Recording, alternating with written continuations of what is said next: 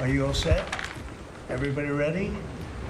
It's nice to be with you. Welcome to the final cabinet meeting of 2025, a year that will go down as the most consequential and successful first year of any administration. They're saying that, not me. Oh, I say it too, actually. A lot of people are saying it. And a lot of that is thanks to the men and women in the cabinet. With the new and improved cabinet room, I might add. We took pictures down from the vaults. We have vaults downstairs with lots of pictures that haven't been exposed to the world for, in many cases, over 100 years. We brought them up, and we're using them as they should be used. But the cabinet room looks beautiful, like it should now. The Oval Office looks beautiful, like it should. It was not. It was like the rest of the country. It was in disrepair. 1 year ago, our country was dead, and said to me by many leaders, we had a dead country. Now we have the hottest country anywhere in the world. It's true. The hottest country anywhere in the world. Think of that. In 4 long years of the Biden administration, there were just $1 trillion of new investments in the United States in 10 months. We've secured commitments of over $18 trillion. So they had, in 1 year, less than $1 trillion. That's in a period of 4 years. Think of it, 4 years they had less than $1 trillion. In 10 months, we have more than $18 trillion. Is that right, Scott? It's even going to be higher than that. It'll be higher by and going up. Sir.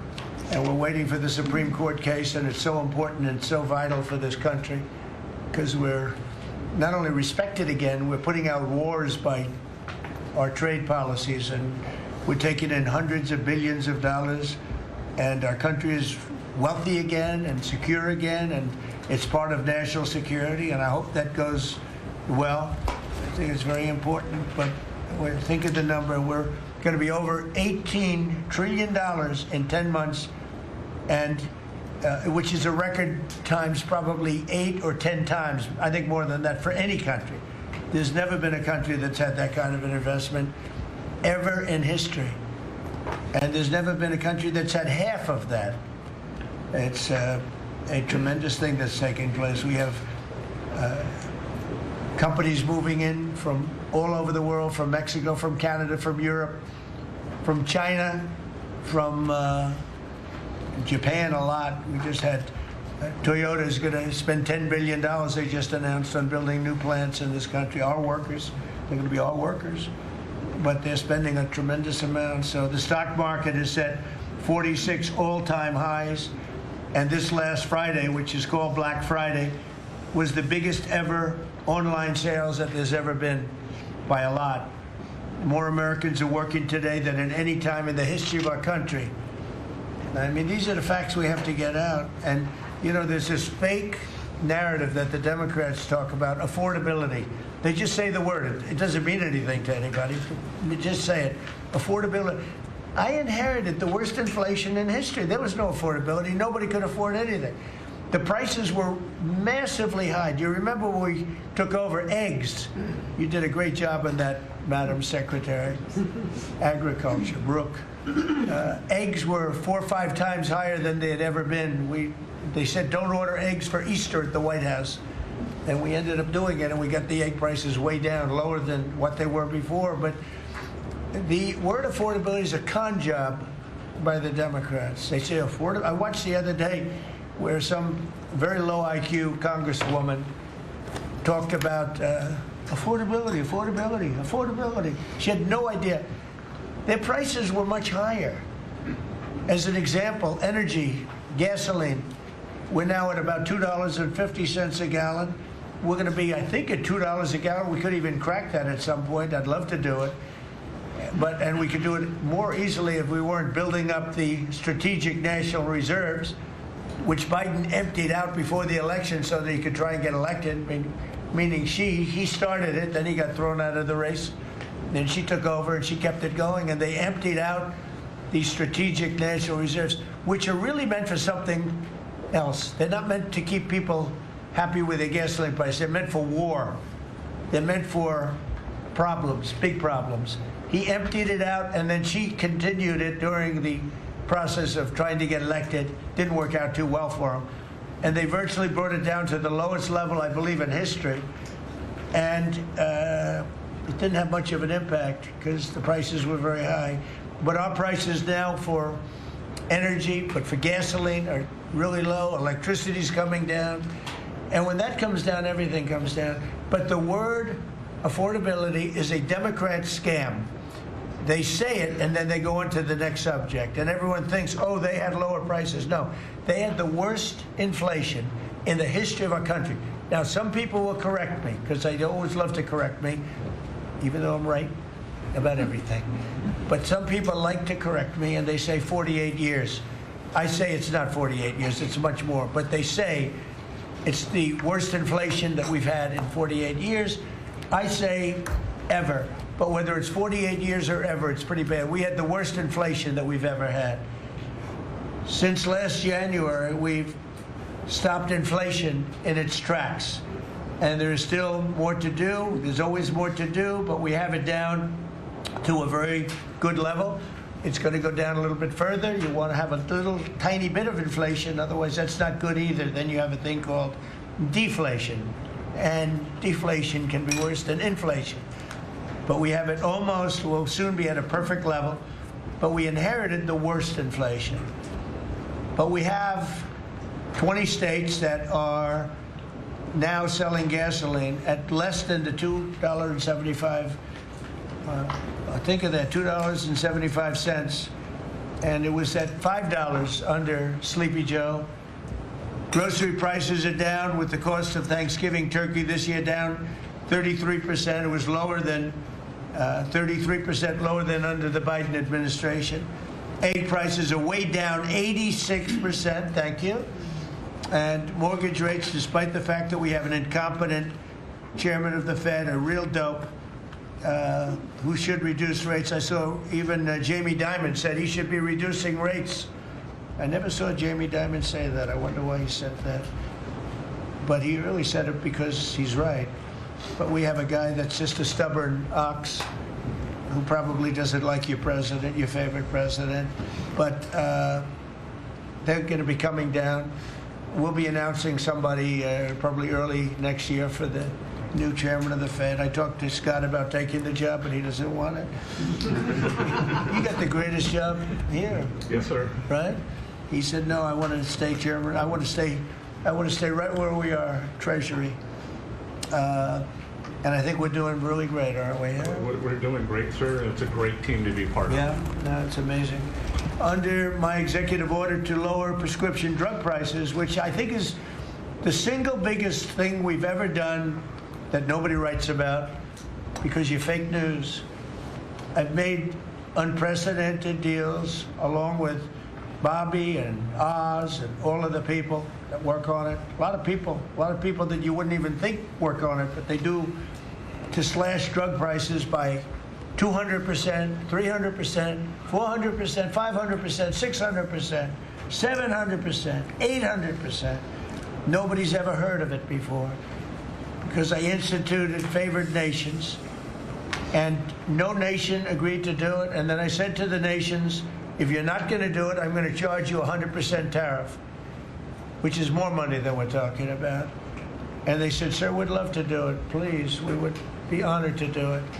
And they agreed that they would go along with the whole thing. Nobody thought you could do it because they felt, number one, you couldn't get the drug companies to do it. So we're paying, as an example, for the, let's call it the fat drug, F-A-T, for fat people. Anybody use it at the table? Don't ask. But the fat drug was $135. Think of that. For certain people, $1,300 for certain countries, $1,300 in New York. So in New York, it was $1,300. And in London, it was $135. And a friend of mine called me, he said, what is this? Why is it? He got used to paying $1,300. Well, now what we have it down to is, Bobby, what's the number? Like 150 or something? We have it down to a low number, don't we? Yeah, it's around 125, 150. Think of that.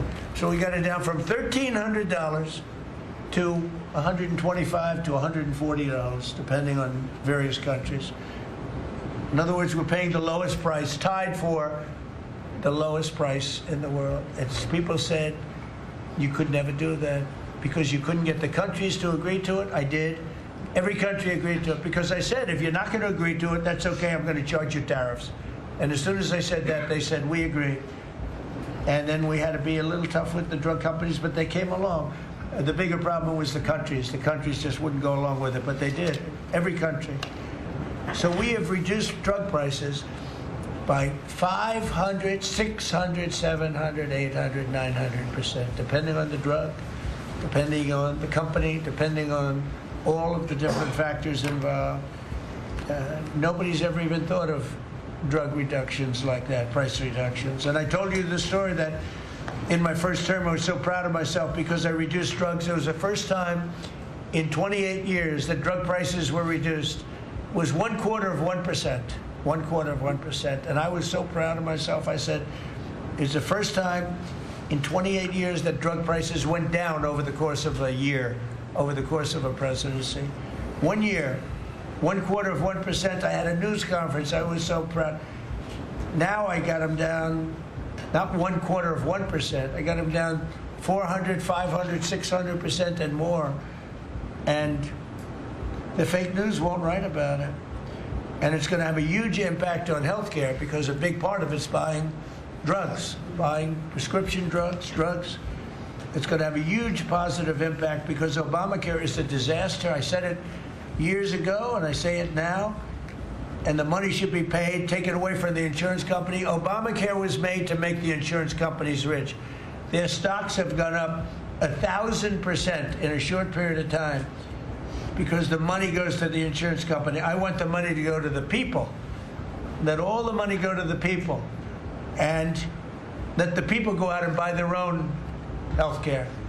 And I see on television, people are advertising now, we will help you buy health care. We will go out and help you buy. That's becoming like an industry because of what I said. So something's going to happen. It's probably not going to be easy because the Democrats, frankly, they don't want to make a good deal for the people. They just want to make a bad deal for the country. They want to make a bad deal for the Republican Party.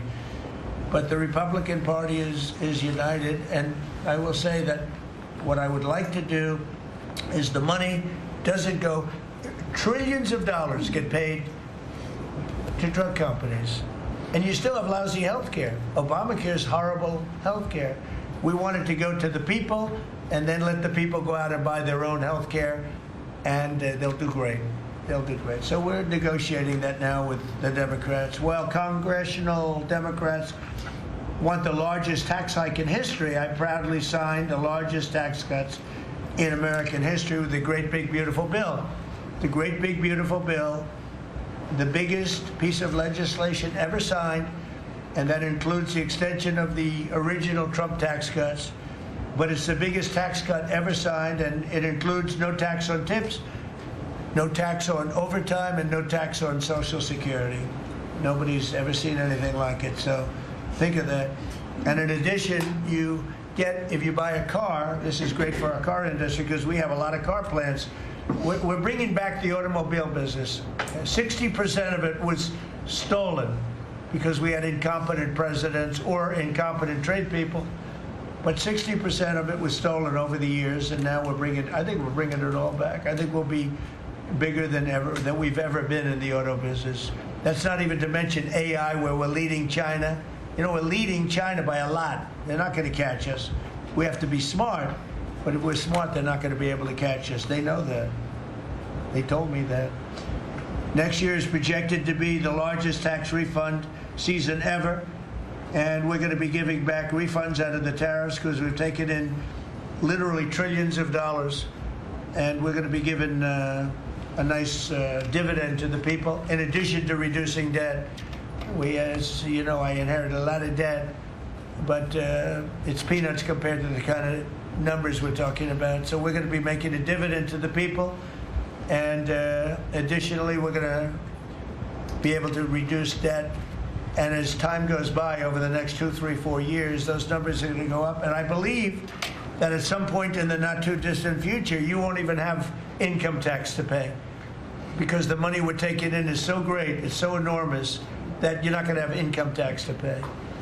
whether you get rid of it or just keep it around for fun or have it really low, much lower than it is now, but you won't be paying income tax. We've slashed $1 trillion in costly job-killing regulations, saving Americans an estimated $2,100 for a family of four. The Biden administration was the exact opposite, but times four. They went up $6,000. We went down $2,100. Think of that. To bring down energy, electricity, and utility prices, I ended the Green New Scam. They call it the Green New Scam, one of the greatest scams in the history of our country. They talked about global warming and all that crap, and what they've done to this country. What they've done by allowing 25 million people into our country, many of whom are criminals, many of whom 11,888 are murderers, and we have to get them out, and we're doing it. We're doing it. I think what the job that our law enforcement groups are doing, Christy, you and Tom and everybody, amazing. What you're doing is amazing. I terminated the insane electric vehicle mandate, and look, some people that make electric cars weren't happy with that. But we have to do that because you have to have a choice, whether it's a gasoline-powered car, and we have so much gasoline. You know, China doesn't have gasoline. We do. And whether it's a hybrid, which really are working really well, the combination of electric and gasoline-driven. But we, everybody was supposed to, by 2030, everybody had to own an electric car under the Biden stupidity. And not everybody wants to do that. I like electric cars. I like all cars. They're all good. They all have reasons. But you want to be able to go and buy what you want. I imposed historic tariffs that are now bringing in so much money that nobody's ever seen anything like it. And countries that were ripping us off, including allies, but they were ripping us off for years. I won't use the names. I won't mention Japan.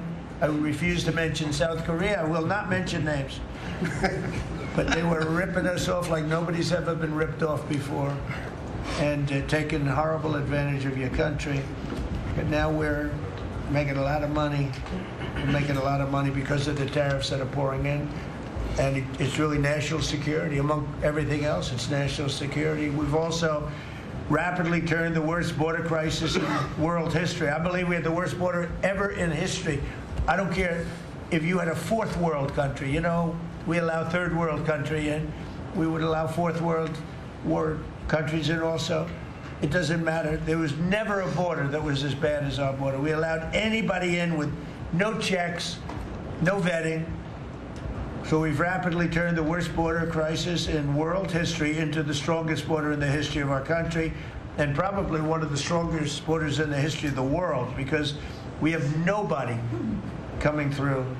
And I want to thank our people. The Border Patrol is so amazing, ICE, and I want to thank the military for the backup, because they're standing right behind them, and that was really nasty for a period of months, and now it's no longer nasty. Now they don't even come up. Nobody comes up. It's an easy job. It made your job a lot easier because they know they're not going to get through. And we take people in, but they have to come in legally. For 6 months in a row, 0 illegal aliens have been admitted into the United States. You believe that? 0. We had millions of people coming in a year, millions. Now we have 0 for 6 months, and these are given by radical left people that do the numbers. I mean, they're not doing me any favor. They're being on. We don't have our net numbers are unbelievable. But we had 0 people in the last 6 months.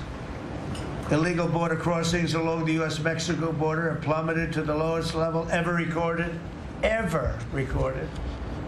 And nobody talks about that anymore. You know, it's crazy. They don't talk about it. You think they'd say, well, Trump's done a great job in the border. This country is being destroyed by the border. But you always find something new, like, is he in good health? Biden was great, but is Trump in good health? I sit here, I do 4 news conferences a day. I ask questions from very intelligent lunatics, you people. I give the right answers. There's never a scandal. There's never a problem. I give you answers that solve your little problems. You go back, and you can't find anything, but you do stories about Biden was in wonderful health. The guy didn't do a news conference for 8 months. If I go one day, I had one day where I didn't do a news conference, there's something wrong with the president. You people are crazy. I'll let you know when there's something wrong. There will be someday. That's going to happen to all of us. But right now, I think I'm sharper than I was 25 years ago, but who the hell knows? By the way, I took my physical. I got all A's, everything. But they said to me, would you like to take a cognitive test? I said, is it hard? They said, yes. I said, well, I'm a very smart person. Who was the last president to take one? No president has ever agreed to take one. Because when you get into the mid-questions, meaning, 10, question number 10, 11, 12, 28, 30, they get harder and harder. And they said, would you like to do it? I said, well, no reason to do it. Nobody's ever done it. I'll do it maybe, but there's really no reason. They said, sir, the problem is this is Walter Reed Hospital. And that's a military hospital. And that means that things are, sort of open. It's not like private where you have, if you do poorly, we'll have to, probably you'll find out. I said, I won't do poorly. I'm a smart person, not a stupid person. And as the doctor will tell you, I aced it. Right, Susie? I aced. I got every question right. And these are tough questions. These are questions that I would say 99% of the people that I'm talking to right now, meaning the people from the fake news, would not do well in those exams. But I'm the only one that took it. I got every single question right. And then I read in the New York Times, is Trump sharp? Trump is sharp. But they're not sharp. That's why they're going out of business, the New York Times. I hear that they're losing so much money, it's ridiculous. They're a bunch of fakers. But we have, we can never let another thing happen like what happened to us with a fake election, with a rigged election, where a guy like Joe Biden assumes the presidency. Because the man was grossly incompetent. And he was incompetent 30 years ago. But he was really incompetent for those last few years, and our country was put at great danger because of it. So for 6 months in a row, we had 0 people. Illegal border crossings along the U.S.-Mexico border have plummeted to the lowest level ever, ever, ever. Think of that. And the net benefit to our country is enormous, incalculable. America is strong and respected again. On the world stage, we're really respected. In fact, I went to a NATO, and they were calling me the president of Europe. We're doing very well. We have a lot of respect. As you know, we have a problem with a war that our people are trying to settle now with Russia and Ukraine. We are not involved in the war monetarily anymore. Biden gave away $350 billion like it was candy. That's a massive amount of money. And much of it in cash, a lot of it in equipment. I don't give away anything. We sell the equipment to NATO. The European nations pay us for the equipment, 100% price. And then they bring it to Ukraine or whatever they do with it. But we're trying to get that settled. I've settled 8 wars. This would be the 9th. And our people are over in Russia right now to see if we can get it settled. Not an easy situation. Let me tell you, what a mess. It's a war that never would have happened if I were president. Not even a chance. And it didn't happen for 4 years. We've renamed the Department of Defense the Department of War, and I thought that would be controversial. And frankly, I tell you what, I haven't met one person. There's not one person I've met that doesn't like it. Think of it. We won World War I, World War II, everything in between, everything before it. And then we said, let's change the name. So we changed it back to what it was, Department of War, and Pete's doing a great job. We ended 8 wars. Think of that. 8 wars, but we're going to do one more, I think. I hope. Every time I end a war, they say, if President Trump ends that war, he's going to get the Nobel Prize. If I end that war. Well, he won't get it for that war, but if he ever gets it for the next war, now they're saying, if he ever ends the war with Russia and Ukraine, he's going to get the Nobel Prize. What about the other 8 wars? India, Pakistan. Think of all the wars I ended. I should get the Nobel Prize for every war, but I don't want to be greedy. Actually, the woman who got the Nobel Prize said, "You've got to be kidding. Trump deserves the Nobel Prize." So that was very nice of her. I appreciate it, which is true, actually. But I don't care about that. You know what I care about? I care about death. I care about all the people that are dying. And last month, 27,000 young people died, mostly young people, mostly soldiers, despite some missiles being shot into Kiev and other places. But think of it, mostly young people. 27,000 people died between Russia and Ukraine last month. What a shame.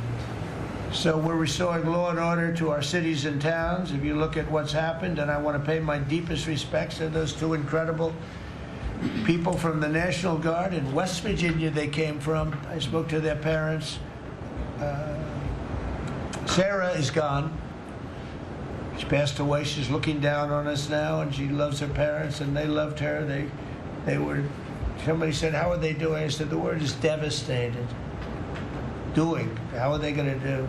They're devastated. The rest of their lives they're going to be devastated. She was an incredible person, highly respected, top of her class, everything. She was like a perfect human being.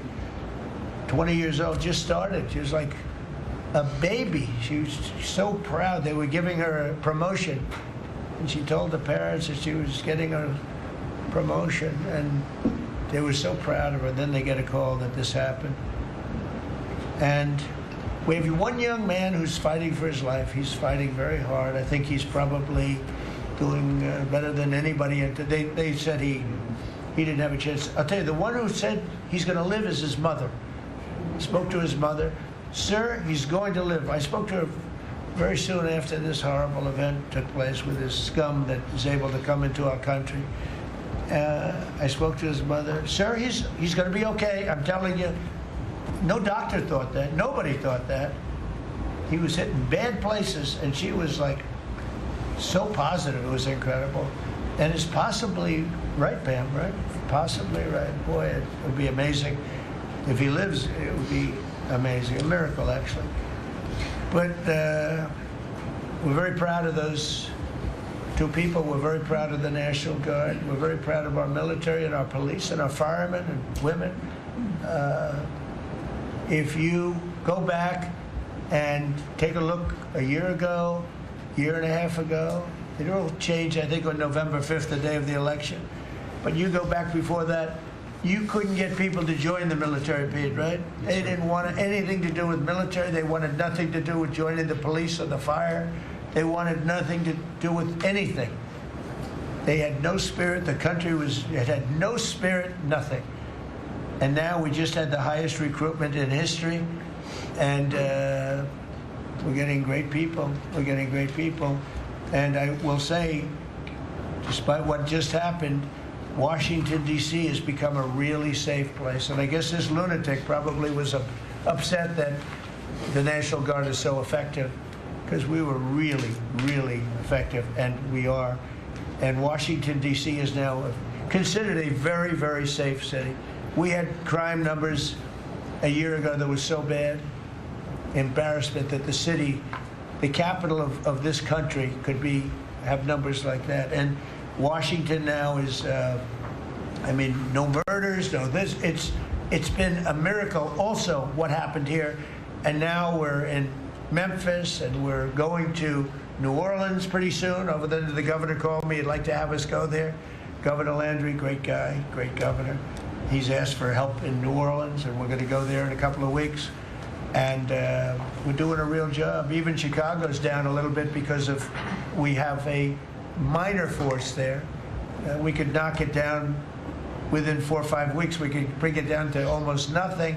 But we have a governor that's grossly incompetent, and we have a mayor that's even more incompetent than the governor. He's a very low IQ person. And typically low IQ people don't make good mayors. So I want to thank all of our cabinet members. They're high IQ. Let me say one. Yeah, generally speaking, a couple I'm a little concerned about. No, but I want to thank, we have a great cabinet, an amazing cabinet, amazing people. All of them, sort of have become stars. We're getting credit for the good cabinet, actually.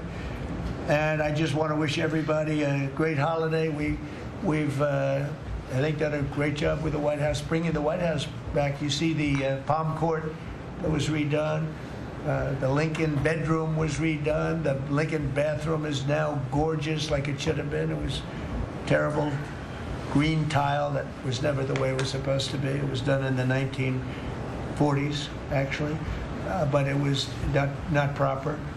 And we're restoring the White House just like we're restoring the country, and people are thrilled. But the First Lady's done a beautiful job with the Christmas trees and all the decorations. I see the wreaths on the windows. I've never seen that before, on the windows of the White House. And, it's 4 stories high. I said, how did they get that wreath? They had people going up in a little dangerous. I wouldn't want to do it. But they put them up, and we have wonderful people working in the White House, and they're really proud to bring the building back. Because this building was a little bit like the country. It was mishandled. It was mistreated. And now it's being given love. And we're building one of the great, I think, maybe the greatest ballroom. We needed it for 150 years. They've been asking. You see the trucks and cranes and excavators in the background. And you hear them, and every time I hear them, I love the sound. To me, I love the sound. I wouldn't say my wife is thrilled. She hears pile drivers in the background all day, all night. They go till 12 o'clock in the evening, day, night, pile drivers. Darling, could you turn off the pile drivers? Sorry, darling, that's progress.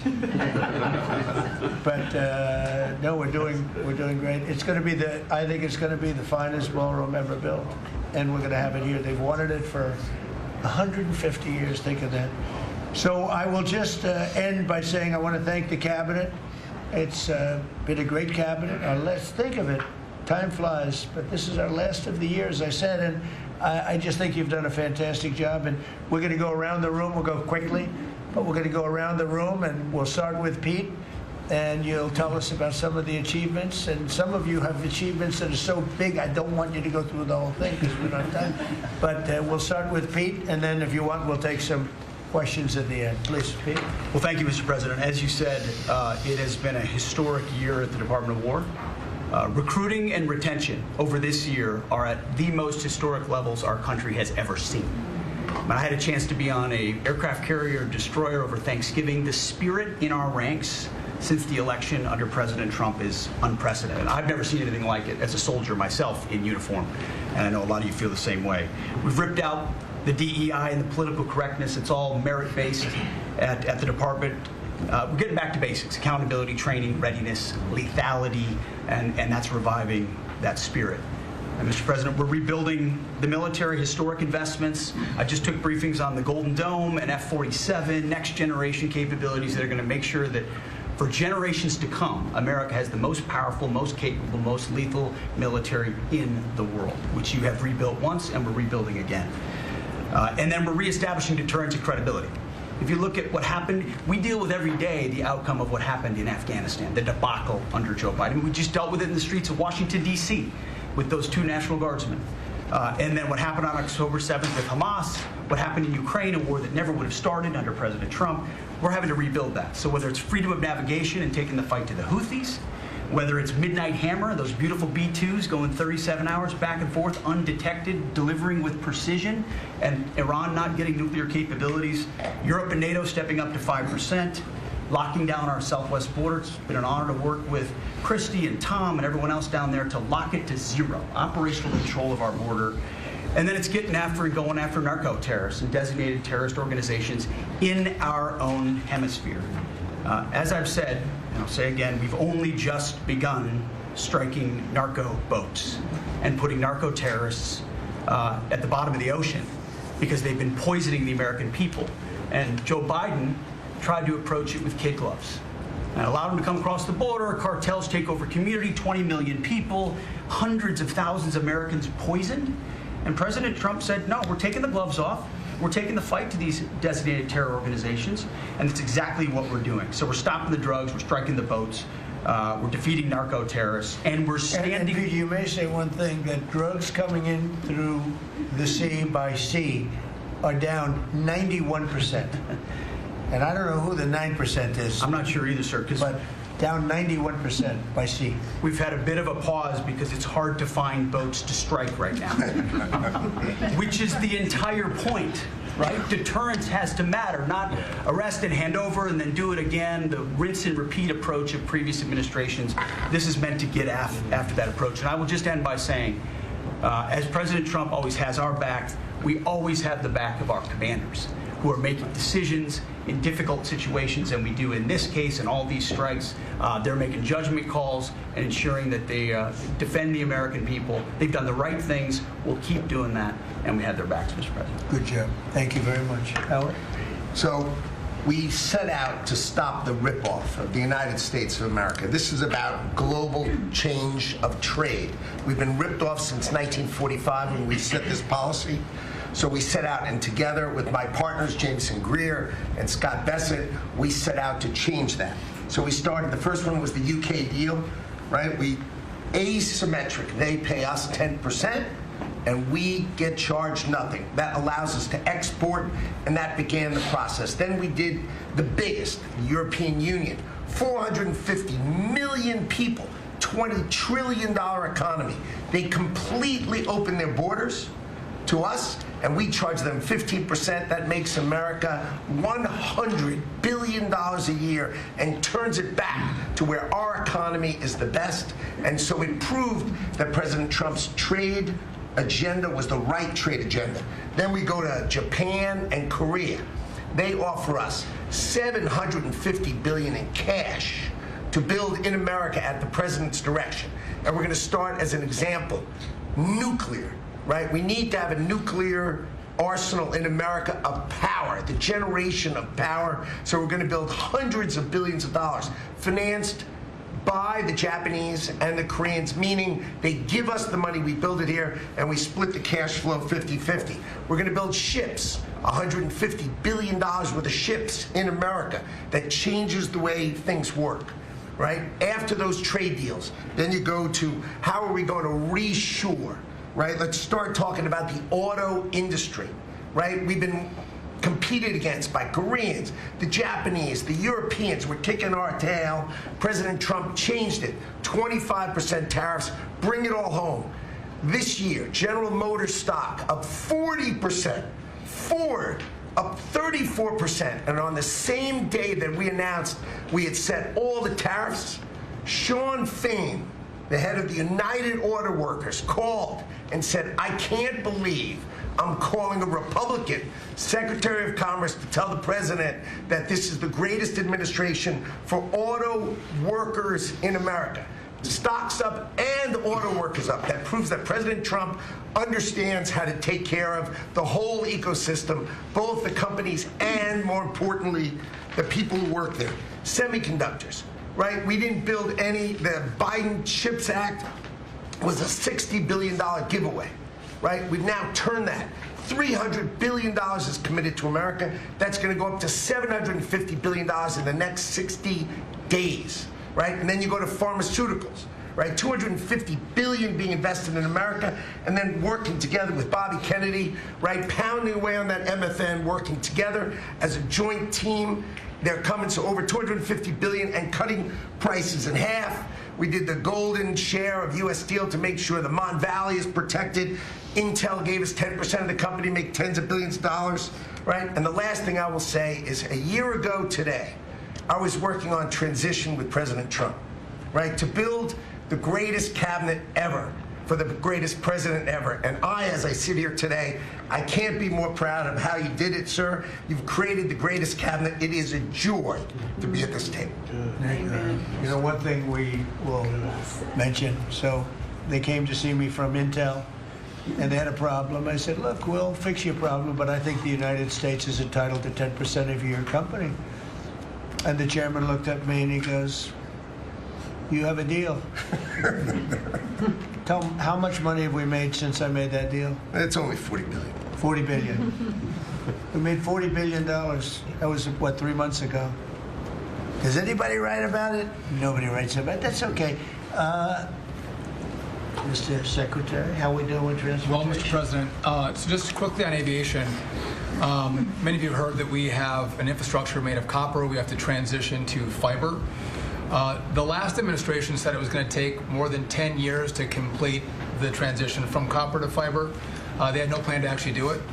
We have already completed a third of this transition from copper to fiber. Now it's going to take longer for us to go from analog to digital. By the way, the rest of the world transitioned 20 years ago from analog to digital. We are just going to do that at the FAA right now, but we're buying new radios. We're going to buy new radar. By the way, those radar are going to be made in America, Mr. President. This phase of the operation will be completed by the time you leave office. It's 3 years. I do need another $20 billion, Congress, to start the second phase, which is really important, and we'll try to get that done also in that 3-year time period, but we need the money, critically important. With regard to commercial driver's license, I think we've covered a lot the crashes that have taken place around the country, and what we found is there have been states that have issued commercial driver's license to foreigners, and they've gone through sham schools, and they're not safe on American roadways.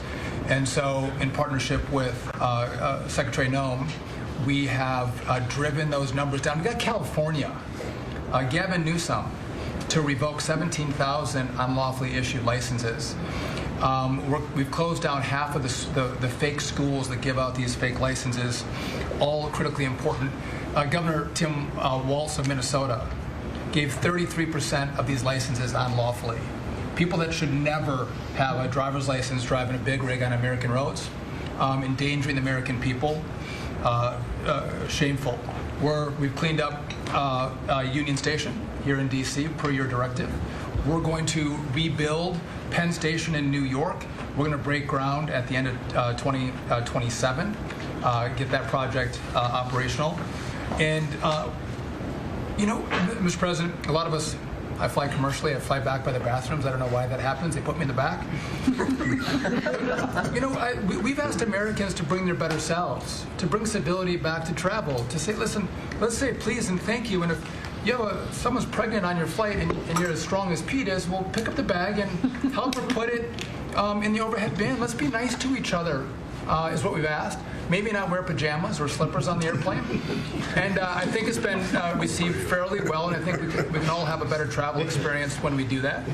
And just the last point I'll make is there was a big football game where the Merchant Marine Academy that falls under DOT actually beat the Coast Guard with Kristi Noem. We beat them by 1 point, and so we're very proud of that. And, so well done, Kings Pointers. So a little bit in a nutshell, we're rebuilding the air traffic control under boot edge. It's supposed to be boot edge. Who's another grossly incompetent person? He'd get in his bicycle right to work. And he was just terrible. What they do is they take the fiber optics and they take fiber trying to hook it into copper. And fiber and copper don't mix. You can't do it.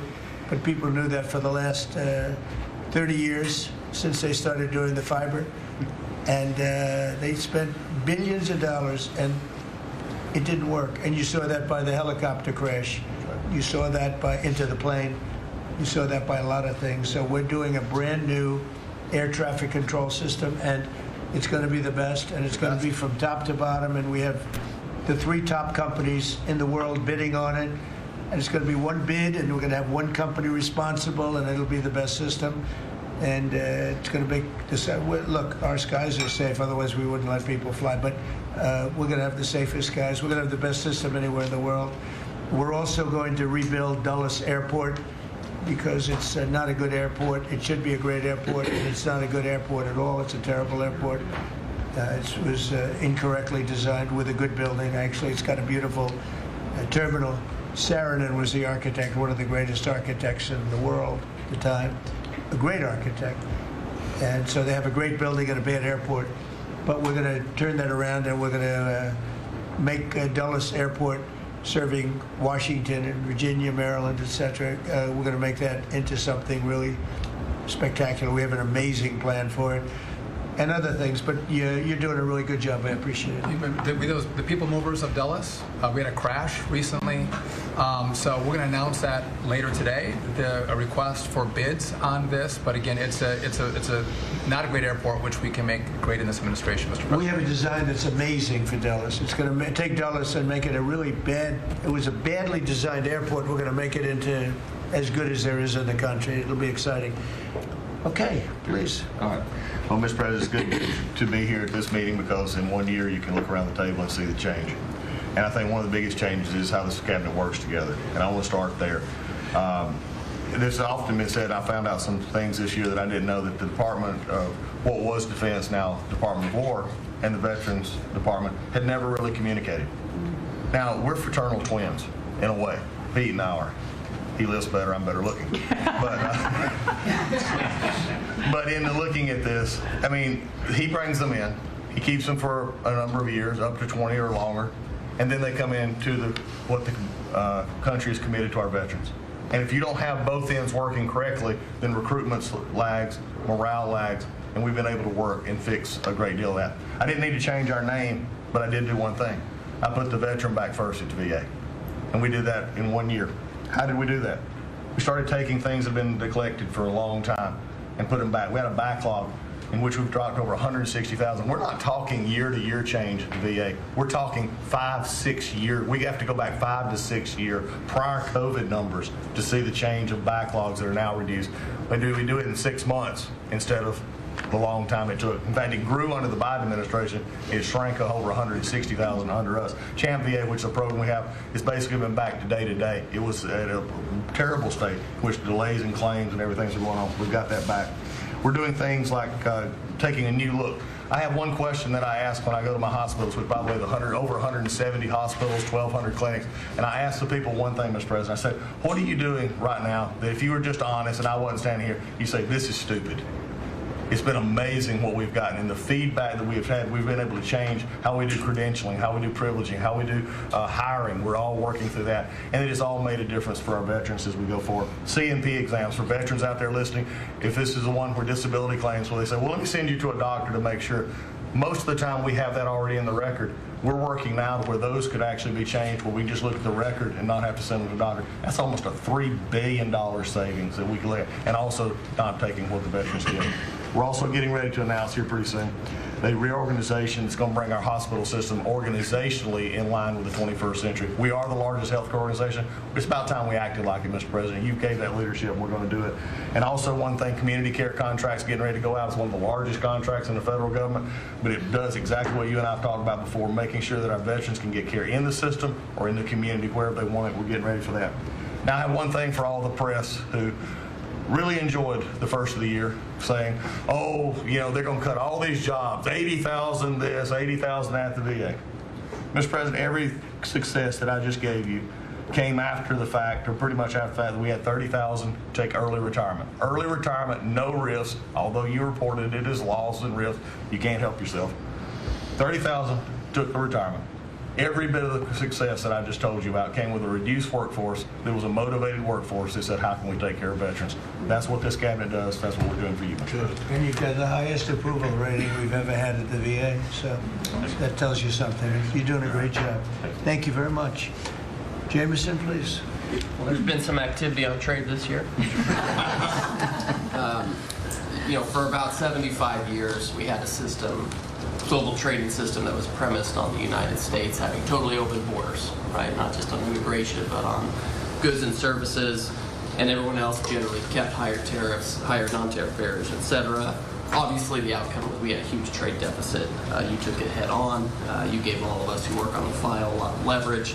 So we spent the past 10 months or whatever we've been doing now just going around the world and flipping the script. So now we're in a situation where we've protected our industries, we have the tariffs, and the other countries have decided to take their tariffs down and non-tariff barriers. And we've done it in a very constructive way. We've achieved agreements on reciprocal trade, which are a new kind of trade agreement that's really focused on making sure we have balanced trade, we have reciprocal trade, that we're treating each other fairly. And it's been embraced by the international community. And it's going to be exciting to see what it's like 5 years, 10 years from now, because you've changed it. And that's how it's going to be now. And I think you should be commended for it, and we look forward to seeing what comes in the next few years. Thank you very much. You're doing great. He's doing a great job. Thank you very much. Please. Thank you, Mr. President. Last time I was here, I said that the amount of dereg that we had for regulatory was 30 to 1.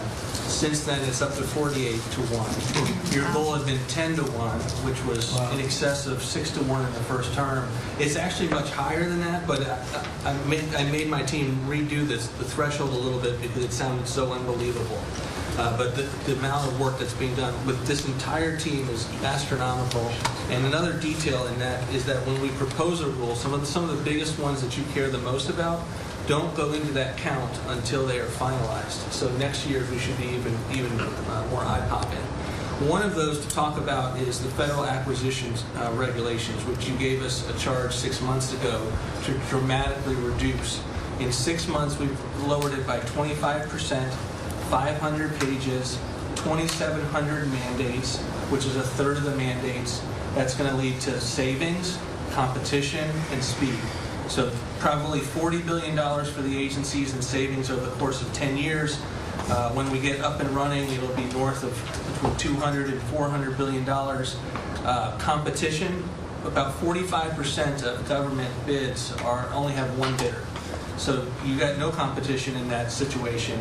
That will now change, and then we're just getting faster, months, and hopefully we turn it into years, which means you all around this table can buy things that you need quickly, and that you have better vendors to come, many of them small businesses who want to participate in the federal procurement process. So making all sorts of improvements on that front is very exciting. Thank you, Mr. President. It's great. And great on the regulations. We're cutting them at levels never seen before. And I have the record from the first 4 years, but we're blowing that record away, so it's been really great.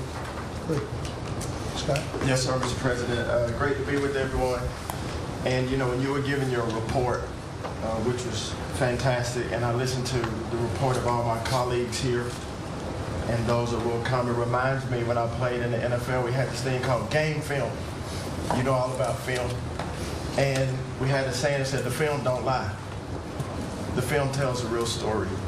And I hope that the American people, when they watch the film that's going on now in this time in our history, that they will see that America is greater today than it ever has been. So I thank you for that.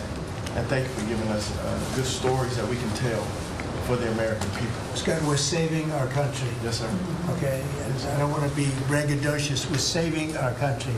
Our country was going down and would never have been able to come back. We're saving all of us, but we're saving our country. All right, go ahead. Yes, sir.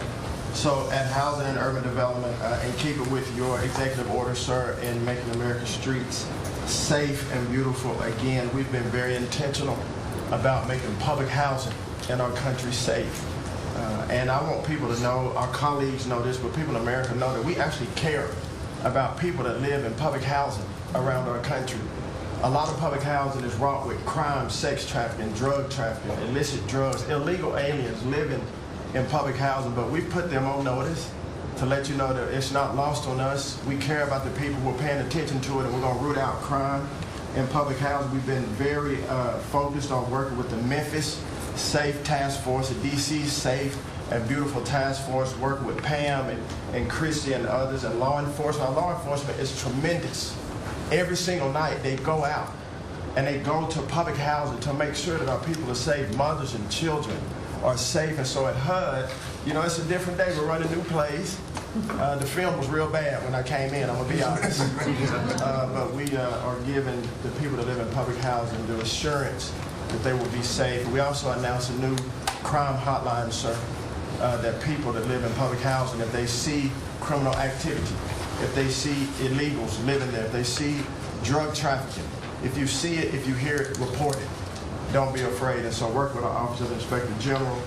We've set up this crime hotline, and also working with Christy and Department of Homeland Security, making sure that everyone that lives inside of public housing is accounted for and that they are American people. And so I say that and I emphasize that to know that we prioritize American people and American people only. Lastly, sir, in Atlantic City, we took over the Atlantic City public housing because the living conditions were deplorable. And they have people that have been living there for 3 generations, and they were being treated very bad.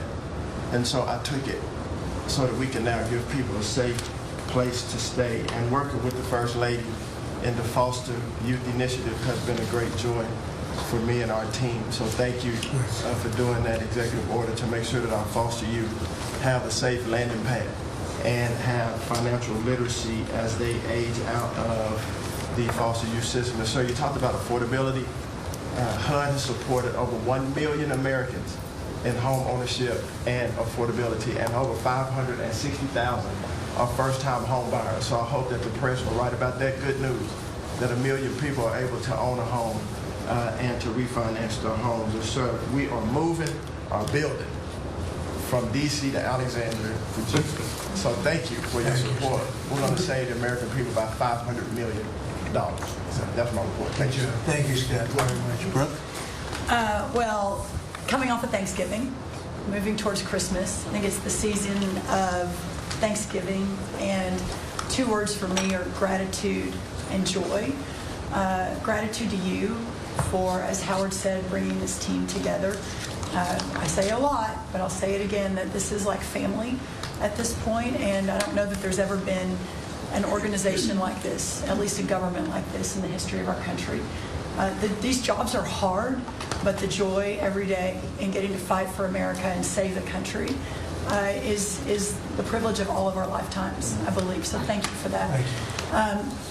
At U.S. Department of Agriculture, the People's Department, Abraham Lincoln launched this department in 1862. But under your leadership, we have finally, again, put farmers and ranchers and rural America first.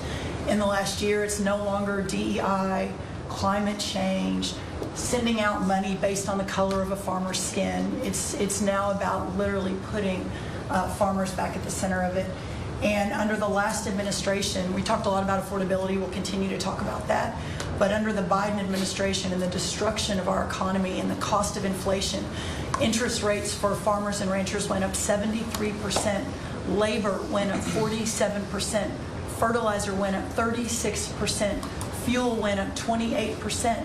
So when you think about the extreme economic strain that a lot of our farmers are under in our farm economy, these are massive, massive numbers that will take some time to get out from under. But we've already seen the beginnings of the movement toward more affordable food, housing, fuel, et cetera, and that will only continue to trend as we work to solve those issues. My partners in trade, of course, they do the work, but I'm constantly talking to them about selling more soybeans, selling more corn, getting more of our products out. But when we really think about how to solve for this idea that for so long our farmers, many of them have been farming for government checks instead of moving their product around the world, these trade deals change that forever. And it isn't one trade deal or 2 trade deals, it's dozens of trade deals. And so talking about rural prosperity and bringing the golden age back to rural America, which has been lost for too long. We're going to focus on that next year, hopefully with our Vice President and many of our cabinet members. But the opportunity to do that under these new trade deals is unprecedented. And so just putting farmers first, our ranchers first, Mr. President, is such a huge priority and an accomplishment of the last year. The second quick thing is lawfare, and I know you know this better than anyone in the country.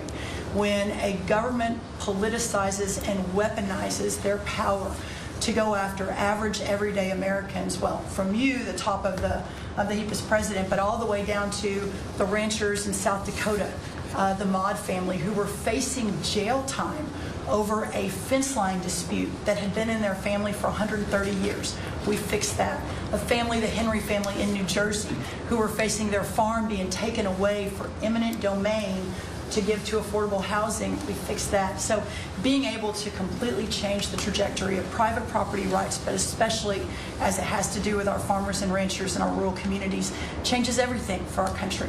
And then the third thing, we have so much great things to talk about at USDA, but the third thing, which became very much a part of the national conversation during the Democrat shutdown, was SNAP reform, food stamp reform. When all of America saw what so many of us know and have been working on, But when you have so much rampant fraud in a program that 42 million Americans participate in, now a big good piece of news that I hope is written about, since you became president, about 800,000 of those 42 million have moved off of food stamps, which is hopefully the plan with better jobs, higher wages, etc. But still, when we found 186,000 dead people's Social Security numbers being used, 500,000 people receiving benefits more than twice. We had a couple of people receiving benefits in 6 states. In February of this year, we asked for all the states for the first time to turn over their data to the federal government to let the USDA partner with them to root out this fraud, to make sure that those who really need food stamps are getting them, but also to ensure that the American taxpayer is protected. 21 states said yes, not surprised. 29 states said yes, not surprisingly, the red states, and that's where all of that data, that fraud comes from. But 21 states, including California, New York, and Minnesota, the blue states, continue to say no. So as of next week, we have begun and will begin to stop moving federal funds into those states until they comply and they tell us and allow us to partner with them to root out this fraud and to protect the American taxpayer. As Joe Biden was working to buy an election a year ago, he increased food stamp program funding by 40%. So now as we continue to roll that back. So the partnership in Making America Healthy Again is also in food stamps, but a lot of what Bobby and I are doing together is really remarkable. But again, just gratitude and joy for this work, and so grateful to you. The final thing I'll say, a lot of gratitude to Secretary Marco Rubio for wearing his Aggie maroon tie as a reflection of Texas A&M beating Florida handily about a month ago. So Marco, I want to thank you, and much gratitude and joy in my heart as well. Yes. I think we also have to say something about China with one of the largest purchases ever in our country, the soybeans. Yes, sir. And so I want to thank President Xi. We had a great meeting. We were in South Korea, and I went to a lot of other places too, but we met in South Korea, and President Xi was great. And China gave us among the largest orders in the history of your world, agriculture. That's right. So. And sir, may I say, this is the remarkable result of real leadership, and your real leadership. Just a couple of days ago, China announced that they were going to halt all purchases from Brazil because they had found some irregularities in some of the soybeans they're buying from Brazil. And what that means is a continued signal that this country and our farmers produce the best, highest quality soybeans, sorghum, et cetera, in the world. And what you've been able to do is open those markets up and, again, move toward an era where our farmers are not so reliant on government checks, but they have the markets to sell their product. Having said that, we do have a bridge payment we'll be announcing with you next week, as we're still trying to recover from the Biden To help years. That's right. To help the farmers. We're going to help the farmers. They did not help the farmers. That's right. Thank you very much. Thank you, sir. Scott? Mr. President, it's been a great year on the economy, but the best is yet to come. The tens of trillions of dollars that have come in investment, both the portfolio investment by companies, investment by countries, that is turning into a CapEx boom for the U.S. Capital expenditures up 15% in history. When CapEx is up, jobs will follow. The one big beautiful bill is incredible, as you said, thanks to your leadership, along with Speaker Johnson, Senator Leader Thune. We had that done on July 4th, which everyone said was impossible. And the great thing about that bill, sir, for the American people, it's for industry, 100% expensing. Build your factory here. You can write it off immediately. But you also insisted on the 4 benefits for working people: no tax on tips, no tax on overtime, no tax on Social Security, auto deductibility for American cars, and that is retroactive. So as a result, in 2026, we are going to see very substantial tax refunds in the first quarter. So the best way to address the affordability crisis is to give Americans more money in their pockets, which is what this bill has done. We're going to see real wage increases. I think next year is going to be a fantastic year.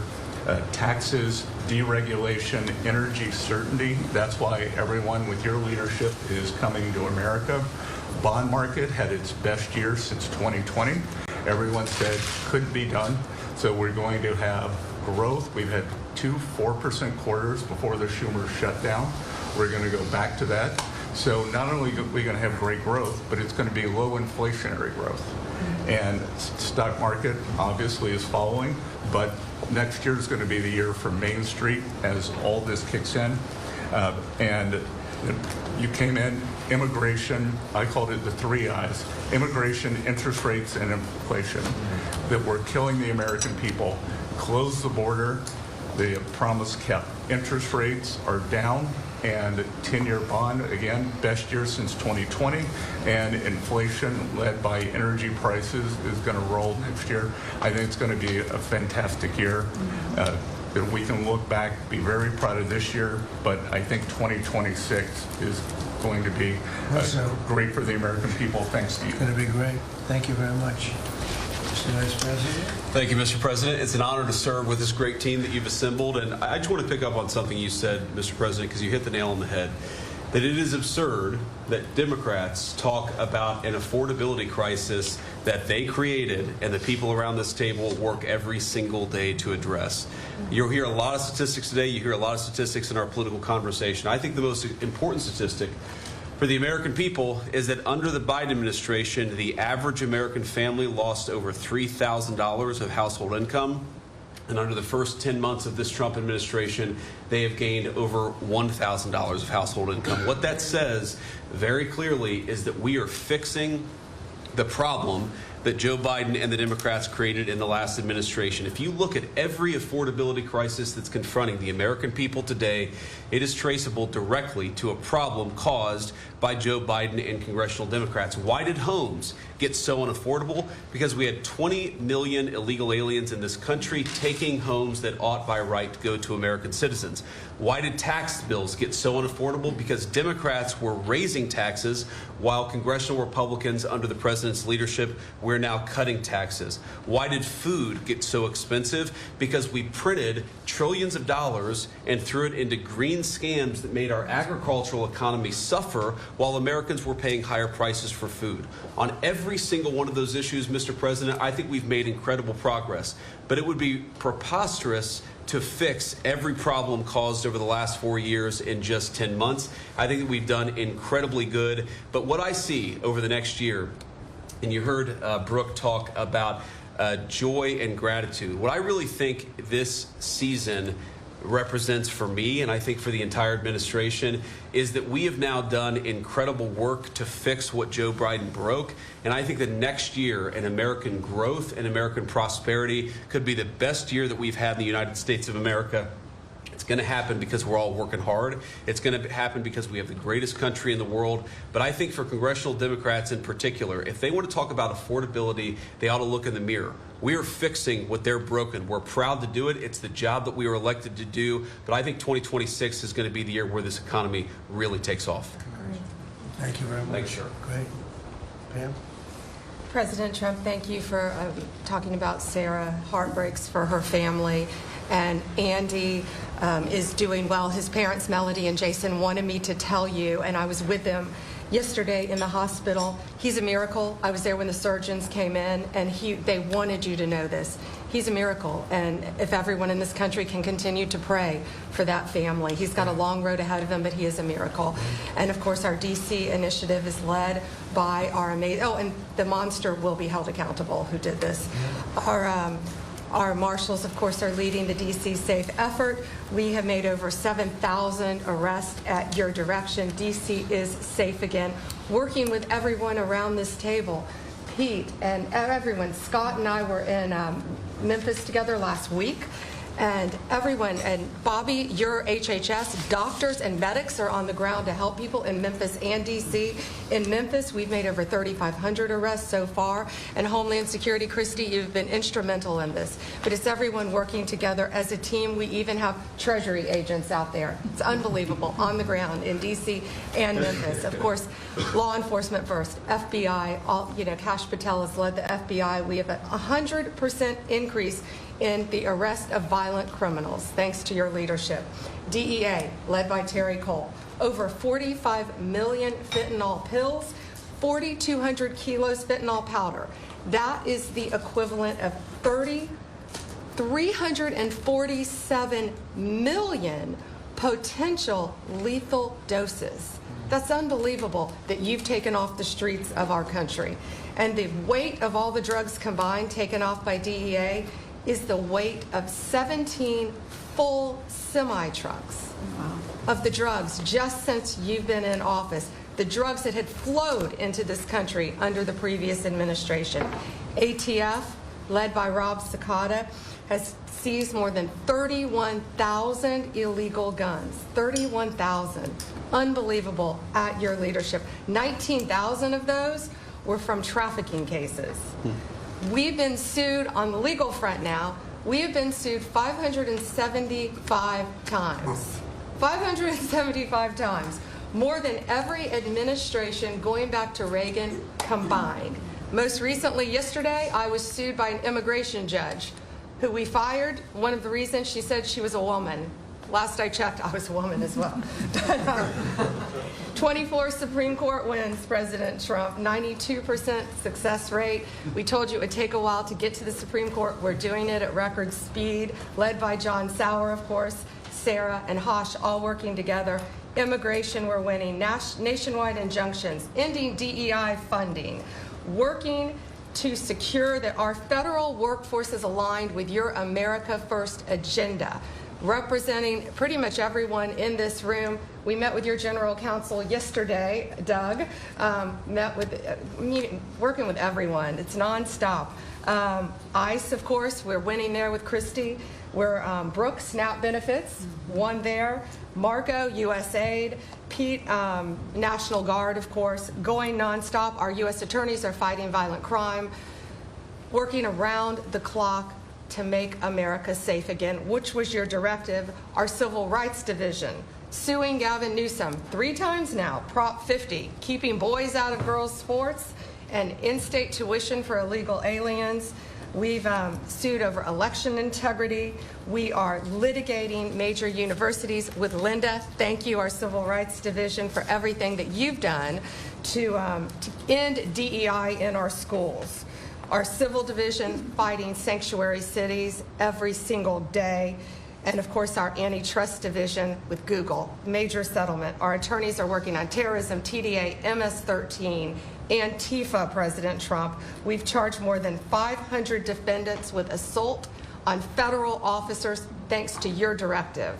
And also, we have dropped countless cases against Americans that were prosecuted under the Biden administration, including J6, COVID, FACE Act, and more. And as everyone knows, we cannot talk about pending grand jury investigations, but no one is above the law, and that includes what happened in Arctic frost. I hope everyone has a very Merry Christmas, Happy Hanukkah, and Happy Holidays. Thank you for fighting for our country. Thank you. Thank you very much. Please, Laura. Great. Well, thank you, Mr. President. Thank you for allowing me to be at this table. When I came on board, I knew really none of you in this last year, and it's been a year, Mr. President, since I've had the pleasure to serve this country on the workforce. Everybody said the Department of Labor would be quiet, fly under the radar. You won't have to do too much. Absolutely not, because you made the American people realize the American dream is real for the American workforce. And it's been under your leadership, Mr. President, that over 2 million jobs that has been created since you started have been native-born workers. And that is the difference between this presidency, this administration, as opposed to the Biden administration, where mostly foreign-born or federal government jobs. And I think through the private sector, over 2 million jobs of native-born. And so the Labor Department has wasted no time in putting that into action with our Make America Skilled Again, either grant dollars, but the intentionality of the apprenticeship program, 1 million active apprentices across this country. We have done over 250,000 new apprentices so far in the first year and registered over 2,000 new apprenticeship programs. Why do we need the apprenticeship programs with the men and women in the trades? because of the leadership of onshoring and reshoring and have a lot of these companies reinvest in America. We have to build this country. We cannot do that without the tradesmen and women and the craftsmen of this country. And I think that, you know, Howard and I, we talked about that from the beginning, and we're going to have to lean in on that because we need the labor force, 700,000 new skilled jobs with electricians, construction workers, machinists, and so forth. And as I traveled with the Vice President as well, we see that on the manufacturing floors of this country, they're in desperate need. The Department of Labor are going to get the workforce skilled again. Working with Secretary McMahon as we move a lot of the education out to our respective states, we are now working together, and we have deployed $86 million in investments, and a lot of that is in AI infrastructure jobs to have our new workforce proficient and literate in AI if we're going to continue to lead the AI race, and we're working on that. And the Department of Labor is now creating and will soon launch the AI infrastructure and workforce hub, which we will be able to track that metrics to see exactly if these dollars are going correctly. Integrating education and workforce with obviously Administrator Loeffler and I are on the road a lot together because we're talking about Main Street as well as a lot of the manufacturing jobs and how we're being an ally to our businesses as opposed to an adversary. For far too long under the Biden administration, we were adversaries to our business owners, and we want to give them a leg up always and make sure that we're paying attention. And we want our workforce to be educated. We do not need the numbers that we have seen across this country where our 4th through 8th graders cannot read, write, or do any math, and they are our future workforce. We have to depend on the American worker first. Also, lowering healthcare costs in line with the executive order. I'm working with Treasury and HHS, and rulemaking is underway to expand healthcare transparency and make pricing more affordable for our employers who offer these to their employees.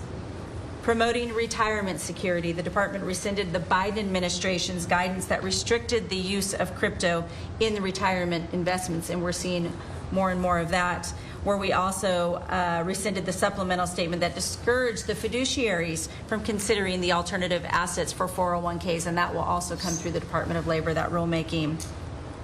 Ending abuse of cheap foreign labor at the expense of the American worker. We launched over 200 investigations into companies who will have abused and or fraudulently against the American worker. So Project Firewall was released. Thank you, Mr. President. We want the trained workforce, but we will root out the fraud and abuse, and we'll protect the American worker first.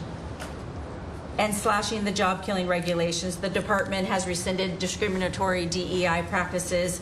And I will tell you, reducing compliance costs for businesses, as it was for DEI, has saved American businesses nearly $1 billion this year by just getting rid of DEI for that compliance cost that they've had to do. So, Mr. President, continuing to skill the American worker, the American workforce is going to be my mission. We have to do it faster. We have to do it quicker. We have to build so that the American people can realize that American dream that you have laid out so eloquently. And it's an honor to serve under this administration and to talk to the American workers who believe in the American dream again, the pride on their face, the pride of the American worker, the skilled men and women who build with their hands. It's an honor. Thank you, and Merry Christmas. Very good job. Thank you very much. Awesome. Chris. Mr. President, I am honored and frankly inspired to sit at this table with this incredible team of leaders that work every day for one and only one constituency, the American people. Not this group or that group, the American people. The price of energy that's very much on the mind of Americans. The biggest determinant of the price of energy is politicians, political leaders, and policies. That's what drives energy prices.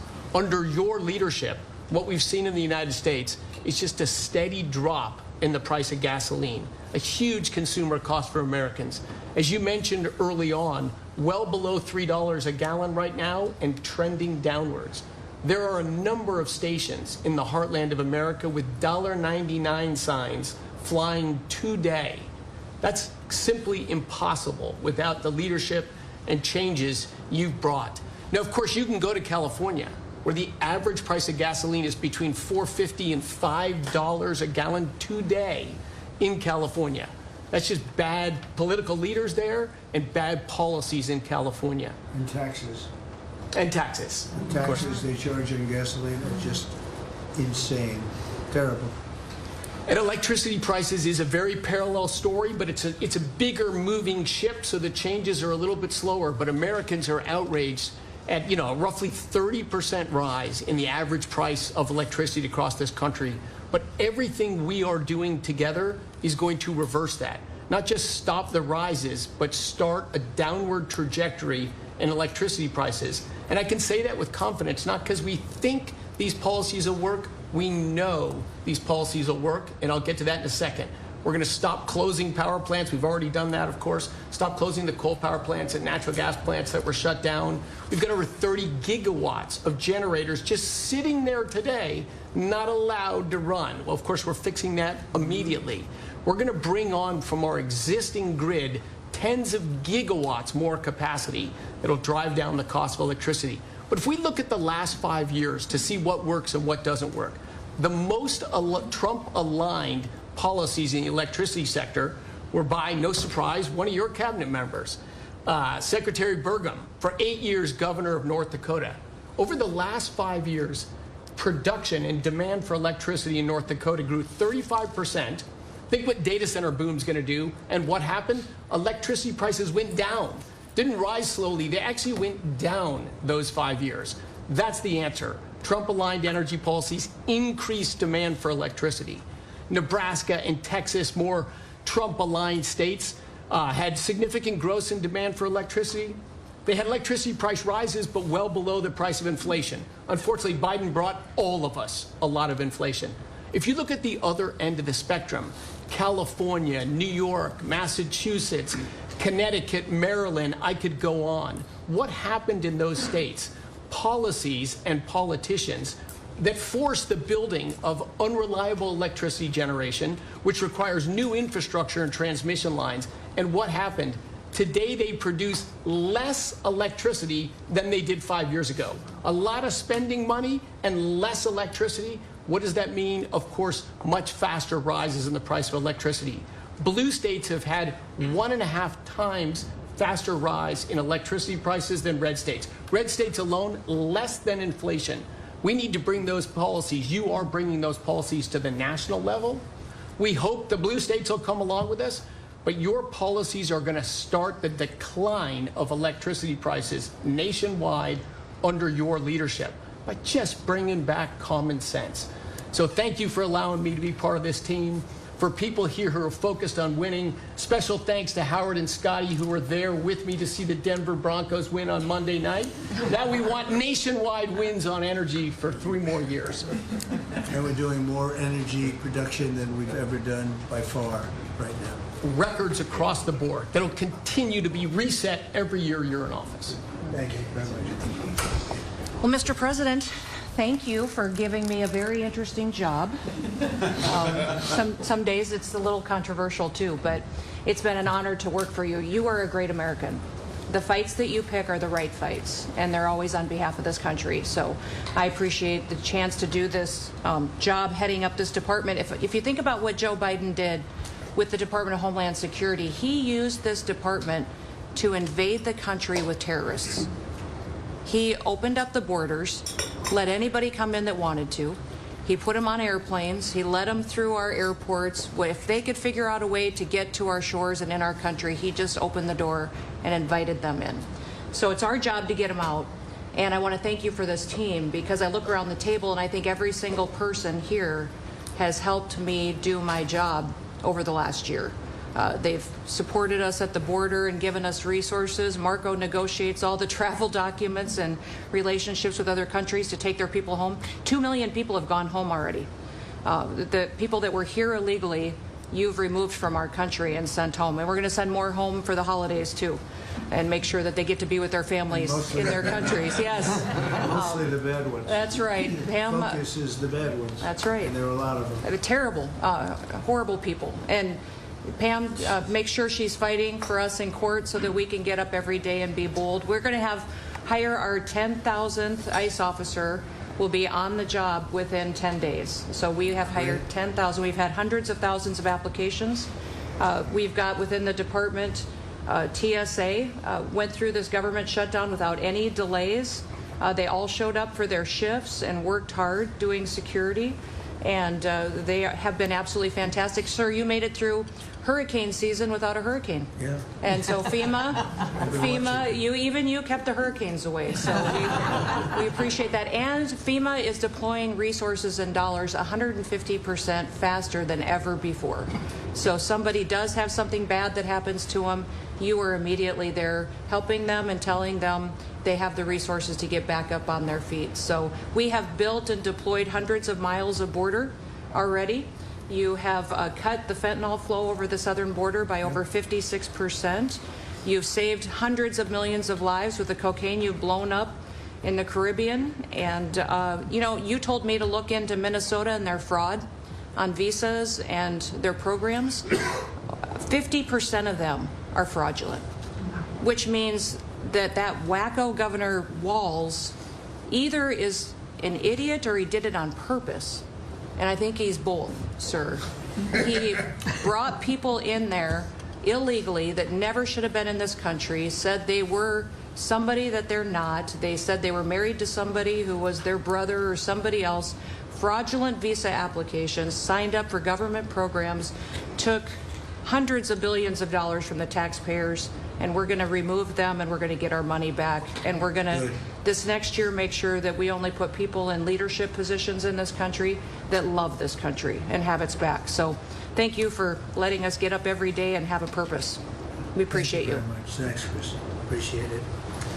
Mr. President, you're exactly right. We are saving this country. We're doing it one Main Street at a time, and we're doing it at record speed and at record levels. Under your leadership, small business optimism, according to the U.S. Chamber Index for small businesses, has reached an all-time high in the history of that index. So on Main Street, the economy is coming back thanks to your leadership, thanks to getting Biden inflation under control. Small businesses' number one concern right now is finding skilled labor, and that's why Secretary Chavez DeRemer and I have entered into an MOU to get to speed that workforce to small businesses that under this administration are now at record levels. 36 million small businesses have now taken on board, for the first time in the SBA's history, $100 billion. That's $45 billion in small business lending at 85,000 small businesses, most of that under your term, and $52 billion out to small business investment companies. So we are running this agency like the best run bank in the country. We are growing small businesses across Main Street, and we're deregulating to the tune of $100 billion, working with all my fellow cabinet members. And thank you for putting together the best cabinet in history. Iron sharpens iron, and thank you for bringing such a strong leadership group together. And then finally, I've walked factory floors from Alaska to Maine, and the workers, the small businesses, most manufacturers in this country are small businesses, 600,000 of them. They are so grateful to your fair trade, low inflation, deregulation agenda that is creating national security and economic security in this country like never before. And so I want to also finally thank you for bringing faith back to the White House, to this administration. I want to thank Brooke for hosting the Cabinet Bible Study and invite everyone tomorrow to Bible study and making this country something that we can be so proud of under your leadership. And I am so blessed and honored to be part of this team. So thank you, Mr. President. Thank you very much. Thank you, Mr. President, for your leadership. I am truly grateful to be a member of your team here at this table to help support you in delivering on the promises that you made to the American people. You came in with a very clear mandate of taking on the rampant weaponization, politicization of the intelligence community and federal law enforcement, experiencing yourself, the deep state abusing their power as they have against you, your family, and so many of the American people. Bring out accountability, truly, for those who have abused their power, making sure that the intelligence community is supporting your efforts in keeping the American people safe, secure, and free, and being the president of peace. I'm grateful to be in this position as your Director of National Intelligence to support you in these efforts, and I'll cover very briefly what we've done over the last year under your leadership and what we look forward to continuing to focus on next year. First of all, under your leadership, again, we've taken on a historic effort for transparency, declassification, and exposing these abuses of power by these deep state actors. We've declassified over 500,000 documents, many of which had never been seen before by the American people, put them online to bring about this level of transparency. We formed a weaponization working group, again, to be able to go after a lot of these abuses of power that have never seen the light of day, to support the accountability that under Pam Bondi's leadership in the Department of Justice is coming about. Secondly, bringing about reforms to the intelligence community to make sure that we have the most effective and efficient and focused workforce that's really working on bringing about the priorities you have laid out in ensuring our country's security. And lastly, Mr. President, working with many of our partners here around the table is going after these domestic threats. We have threats coming from both Islamist ideology as well as Islamist terrorists, foreign terrorist organizations, and those who seek to do harm to the American people, many of whom were let in across our borders under the previous administration. We are focused on these tasks and this imperative for the American people, and just appreciate your leadership, Mr. President, in empowering us to be able to conduct this service. And Merry Christmas. Thank you very much. Thank you. Merry Christmas. Is this a Merry Christmas? Say it loud and clear. Lee? Mr. President, your team at the Trump EPA has been crushing it all year to fix the big mess that we inherited and deliver amazing results for the American people. I've had the opportunity to visit all 50 states since confirmation earlier this year, and to hear from real people where they meet, where they live, and to bring their great ideas and their asks back to us to be able to deliver for them. At the Trump EPA, we have proven that you can both protect the environment and grow the economy. On the environmental front, since you were sworn in earlier this year, we have averaged a big environmental accomplishment every single day. On the 100th day, the 200th day, the 300th day of your presidency, each time we released a list of our top 100 environmental accomplishments.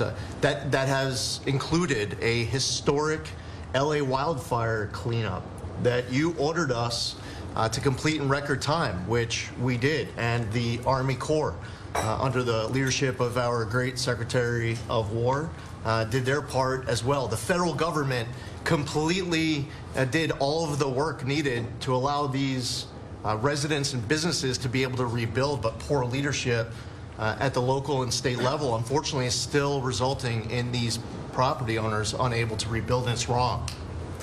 We also were able to reach an agreement with Mexico to be able to implement a plan to permanently end a decades-old raw sewage crisis on the southern border with Mexico. And Secretary Rubio and his team, Chris Landau, Ambassador Johnson, they've been amazing to get that done. On the deregulatory front, we have proudly launched a massive blitz that amounts to the largest deregulatory effort by any agency in the history of the United States. To put some perspective on it, in 1 year, at one agency, we will do more deregulation than entire presidencies have done across all agencies. It's incredible. You could go back across 4-year terms, 8-year terms, you've never seen this much deregulation. One agency, 1 year. In fact, when finalized, the proposed rescission of the 2009 Obama EPA endangerment finding amounts to the largest deregulatory action in the history of the United States of America. From fixing the agency's definition of waters of the United States, which is important for our farmers, our ranchers, and other landowners, to the effort to end electric vehicle mandates and promote consumer choice, eliminating regulations designed to eliminate entire sectors of our energy economy. We're thinking big and we're delivering big. We have reduced terrible derailments on diesel exhaust fluid systems. We're getting water moving faster, new pipelines and power plants built, and we're helping to unleash energy dominance. Mr. President, on the operational front, we have significantly reduced the size of the agency workforce, and we are accomplishing more with less.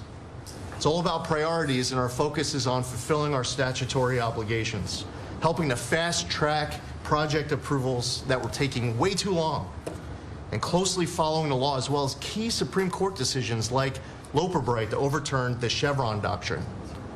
We inherited massive backlogs that we've been eliminating all year long. We've been implementing your executive order to end COVID-era remote work. We consolidated real estate, canceled expensive media subscriptions, and closed the Biden EPA museum that none of you knew even existed. I'm sure none of you actually visited. To put it another way, in 2024, the Biden EPA obligated and spent over $60 billion in 1 year, an agency with an operational budget of about $10 billion a year. In their own words, caught on camera, they were tossing gold bars off the Titanic, wasting precious tax dollars to pay off well-connected Obama and Biden officials. And they were doing it without any apology or regret. The Biden EPA, in fact, was amending grant agreements just days before you came into office to reduce agency oversight. But this year, 2025, at the Trump EPA, similar theme that you'll hear from everyone around this table. With our actions canceling wasteful grants and implementing other measures just mentioned, we have saved $30 billion. They spent over $60 billion. We have saved over $30 billion. The bottom line, by the way, is that the Green New scam is dead. It's a new day at the EPA where we will protect the environment and grow the economy. We will deliver on the Trump mandate every day. And we will fight with just one constituency front of mind, and that is the American people. Thank you, Mr. President, for being willing to take a bullet for this country. And if you were to ask me what I'm grateful for, whether it's a Thanksgiving, it's a Christmas, a Hanukkah, a New Year's, any time of year, the fact that this president, after 4 years serving in office, he could have just left it in the rearview mirror and went on to really enjoy retirement. But he is willing to take a bullet for all of you tuning in at home because he believes in this flag, our freedom, our liberties, and to save the greatest country in the history of the world. So I'm grateful this holiday season for you, Mr. President. You're willing to take a bullet for all of us, and by all of us, it's the American public. Thank you. Mr. President, good morning, everyone. Well, in spite of the fact that your charge to me is to fire myself, we've really been incredibly hard at work making sure that we can return education to the states. And as I sit and listen to all the emergencies that we are addressing in this country, from the economy to our borders to everything that we're doing, I would say, sir, that if we do not fix education in our country with this hard reset that you are expecting, I think the greatest national emergency we could face is our education. Because if we are not going to educate our children, we're going to continue to fall behind the rest of the world. When there are only 30% of 12th graders, 8th graders, and 4th graders that can read at proficiency level, that is an incredibly harsh statement to make about our country. And you told me when you first were elected president, and you looked at, I think, right after you took office, the first NAEP scores, which is the nation's report card, came out and showed how far down we were in educational proficiency in our country. And not only the NAEP scores, but the international scores as well showed us about third from the bottom. You told me you were not only embarrassed, but you were angry about this, and that we had to do something to change this in our country. And we took a hard look at it, and you absolutely said the bureaucracy of education in Washington is keeping its thumb on preventing growth, what we should have, because it's best handled at the state level. Letting states put their programs in place, and some states are going to do it a lot better than others. But it's not going to happen from Washington, D.C. And when I hear things like, well, with no disrespect to any other country in the world that have really great programs, Germany, Sweden, Norway, I hear about this all the time. Point of fact is, they're this big. The United States is this big. We can't do it from Washington, D.C. It has to be done at the state level. So what we've been doing, as Lori brought up, Secretary of Labor brought up, we have a great working relationship. We have already signed and implemented one MOU or interagency agreement to handle the WIOA program and the Perkins grants to make sure it works. I call these These are programs, pilot programs that we're putting out there. And if these are going to work, we will be able to permanently transfer these programs to other agencies. They're working like a charm. We've taken some of our best people in education. It still operates under the budget of the Department of Education and under the management of the Department of Education, but working with Lori's personnel. And when I hear pushback on that to say, well, how can this possibly work to take education and put it in labor? Let's be efficient. One example, in order to draw down on a lot of the grants that they are helping us with, we're using their grant system. The grant system at the Department of Education is like held together with bubble gum and rubber bands. And it did not interact with any other agency. Now, we have this really smooth operation already in labor. So that has prompted us to sign also other interagency agreements, 2 more with labor, 1 with HHS, 1 with the Department of State, and we'll be moving other programs, but these are proof of concept. Let's make sure they're working and working smoothly before we ask Congress to codify these permanent moves. So that's kind of in the world of K through 12, what we're looking at right now, but in the world of higher education, as Attorney General Bondi mentioned, we've been working really very hard to make sure that we've got anti-Semitism and DEI out of our universities, and put some pretty stiff fines on, worked some good deals. I've enjoyed working with Harmeet, who is just an incredible negotiator. So we're bringing all of that to bear as well. So I can say, sir, that we are moving to return education to the states and to bring the level of education back up, making sure our students can read by reintroducing the science of reading in schools.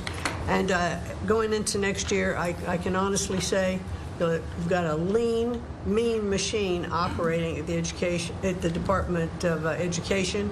There's only half the workforce when we started, and we're more efficient, and I think we're going to see better results as we move into next year. So thank you for this incredible opportunity.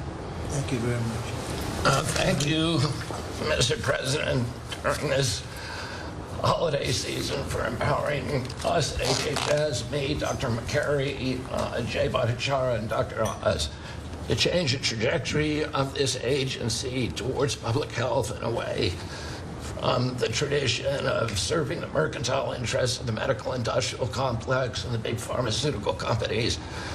2 weeks ago, we ended, under your leadership, a 20-year war on women by removing the black box warnings from hormone replacement therapy. The medical cartel was telling women that hormone replacement therapy during menopause was dangerous for them. In fact, here's what the science said.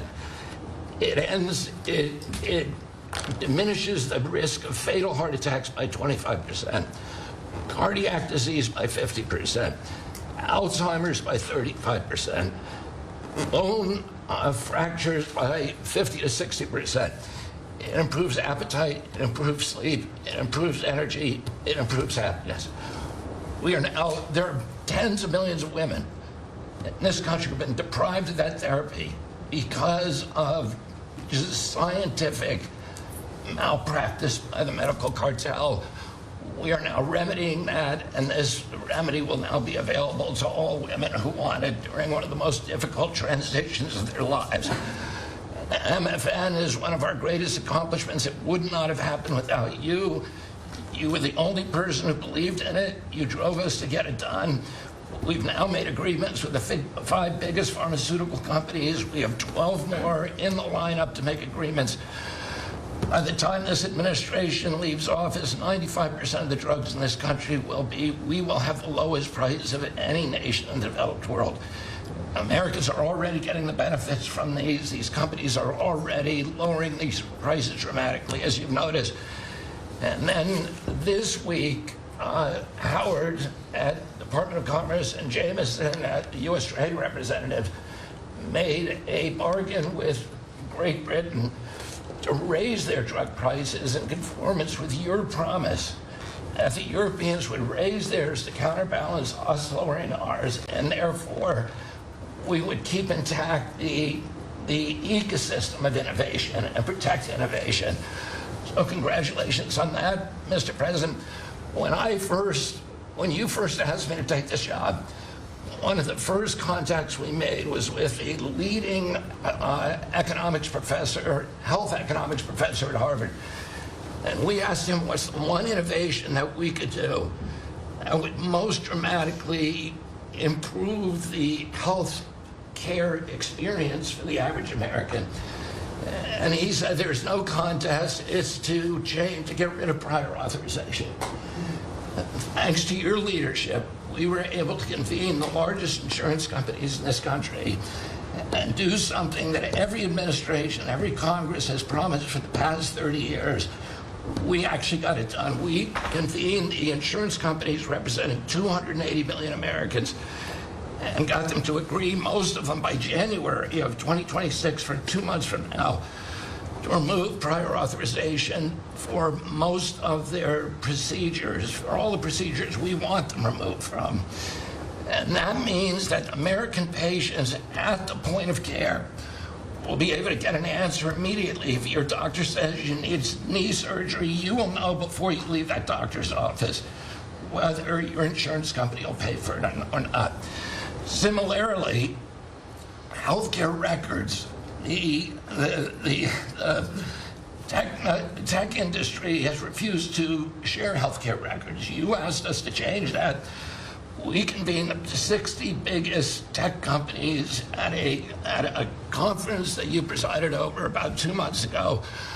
We now did a secondary conference which 400 leading companies have all come in and agreed to remove any kind of blockages where individual Americans can get their own health care. Americans own their health care records, yet they were not able to access them. And if you lived in New Jersey and you moved to Oregon and you got injured, you went to a hospital, you would have to spend maybe 45 minutes filling out forms on a clipboard because your doctors there could not get your health care records. They couldn't get your blood type, your allergies, all the things that they ought to know immediately so they can save your life. Now that has all changed, and all these companies now have agreed to remove all the blocks on sharing health care records. Every American will have their health care records available on their cell phones, and it's already happening. In the last 6 months, there have been over 100 times the number of health care records shared by hospitals than during the entire previous administration.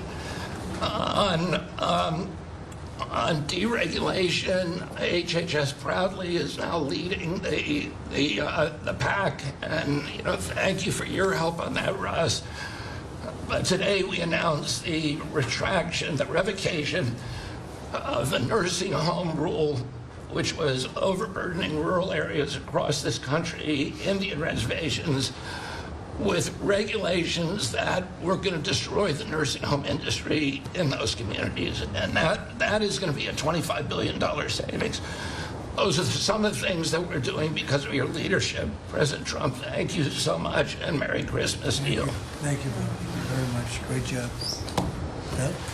Well, Mr. President, you've assembled an incredibly talented group here. If you took a look at this group compared to any Fortune 500 leadership team, any group of startup folks, I mean, this is an amazing group in the breadth of what's being accomplished. And the timing couldn't be better because with your leadership and vision, you've set us up for this age of abundance as we head into next year, the 250th anniversary of this country. And what are we heading into that year? As we've talked around the table, you've heard about massively lower taxes, massively lower regulation, abundant energy, record capital investment coming in, job growth. I mean, we are set up to really have something to celebrate next year.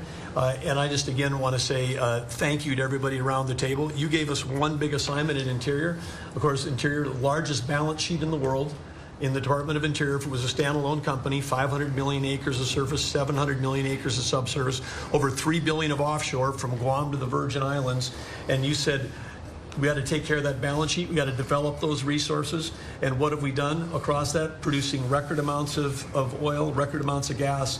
And again, we set out with a goal, energy diplomacy, sell energy to our friends and allies.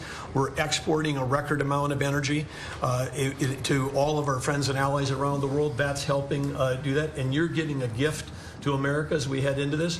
you're giving us peace abroad, and you're giving us prosperity at home. That bodes so well for our country.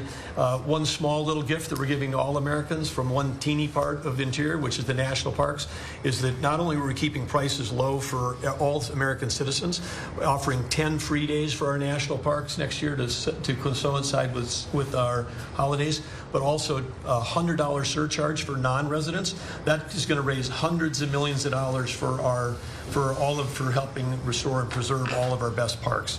So as we close out with it, I want to also say a big celebration going on here in Washington, D.C. We've been thrilled to be part of the National Park Service, the U.S. Park Police, part of this great effort across a number of us on making D.C. safe and beautiful. This will be the safest and most beautiful capital in the world. We are doing so many things, whether it's hundreds of homeless camps, thousands of graffiti sites, cleaning up ponds and fountains, preparing this thing. The United States is never going to be performing better economically. It's never going to be looking better, just like the White House has never looked better, all because of your vision and leadership. So again, thank you, sir. You've given an incredible Christmas gift to Americans by setting us up for an incredible 250th anniversary. That's very nice. Thank you, Deb. Thank you, Deb, very much. Marco? Well, thank you, Mr. President. First of all, this is a very talented team, as you've seen, and as you know, because you picked every single one that's on. You deserve tremendous credit for doing that. It's an honor to be in this role. It's also an honor to be involved in and be a witness to what I believe is the most transformational year in American foreign policy since the end of the Second World War, at least. And it's transformational because for the first time in a long time, we have a president who basically puts America at the forefront of every decision we make in our relations with the world. And that may sound weird to people, like, of course you always do. No, that hasn't always been the case until about a year ago. And I think we've all witnessed in our own respective spaces how in every interaction the president has with the world, the goal he has in mind is very simple. Does what you want us to do, or is it what we're going, or is it going to make us stronger? Is it going to make us richer? Is it going to make us safer? If it is, he's for it. If it's not, he's against it. If something's going to make America weaker or poorer or less safe, the president's going to be against it. And every single thing he has done in our foreign policy has been driven by the American people in mind. And I can go down the list. Why has he focused on mass migration? It's very simple, because no country is safe if you can just walk in without us knowing who you are into your country. We've seen the destruction that that's wreaking, not just in our own country, but the impact that it's having in Europe and in many other parts of the world. You talk about trade deals and the trade situation has been involved in. People, you know, all this reporting on it. It's very simple. The president views the last 40 years as an era of which American workers and American farmers have been ripped off.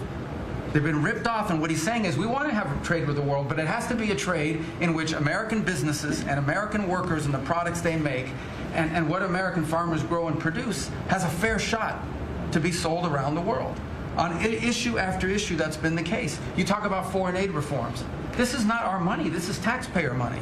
When the president said is we're going to do foreign aid, but we're going to do foreign aid for countries that are aligned with the United States and in a way that doesn't waste the taxpayers' money. Mr. President, you deserve tremendous credit for that. Many of us, the Vice President, by the way, I want to acknowledge, has played an extraordinary role in our foreign policy, and he too has been a witness to all of this as it's been occurring, and he's been a big part of it as well. You talk about NATO. The president's not against NATO. He went to NATO and basically said, look, you guys, we're paying all the money, and he got them to do the 5% commitment, which everybody said was never going to happen, it was impossible. Everything this president does is driven by the American people. Whether you don't have to agree with the actual move, but understand the motivation. The motivation is always you, the American people, and what's good for you, for your family, for the country, and for our economy. But the president is also committed to peace in a way that all of us have seen. He achieved in Gaza, and he does it, by the way, not just because he hates war and he thinks wars are a waste of money and lives, but because he's the only leader in the world that can. No other leader in the world could have pulled off what happened in Gaza. And I can tell you, I can't get into the details. The Vice President knows what I'm talking about. That deal doesn't happen without the president's direct interaction with the leaders that were involved in this decision making. And everyone said that deal couldn't hold. And then the president shepherded through the United Nations of all places to get a global coalition of countries to line up behind the peace deal, behind the border peace.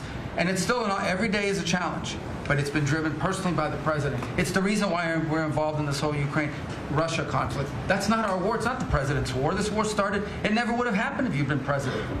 But this war is going on, and the president is trying to end it, not because, listen, we got a million things to focus on in the world as a country, but he's the only leader in the world that can help end it.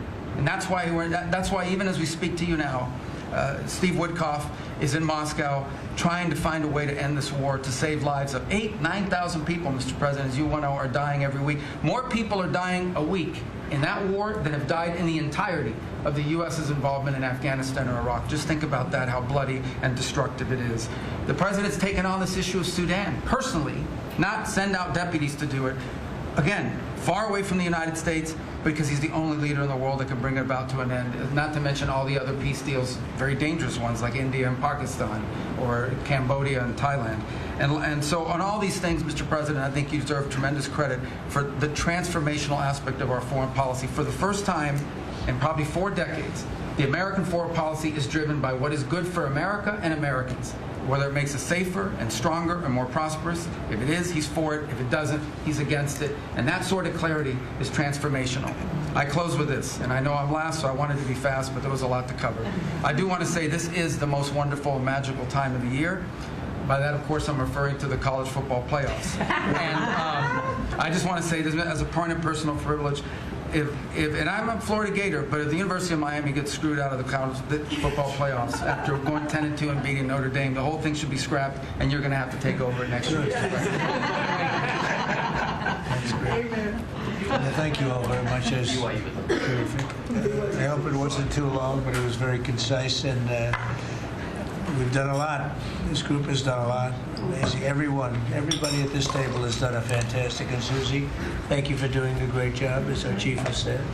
First female Chief of Staff in the history of our country, which is pretty amazing when you think of it, right?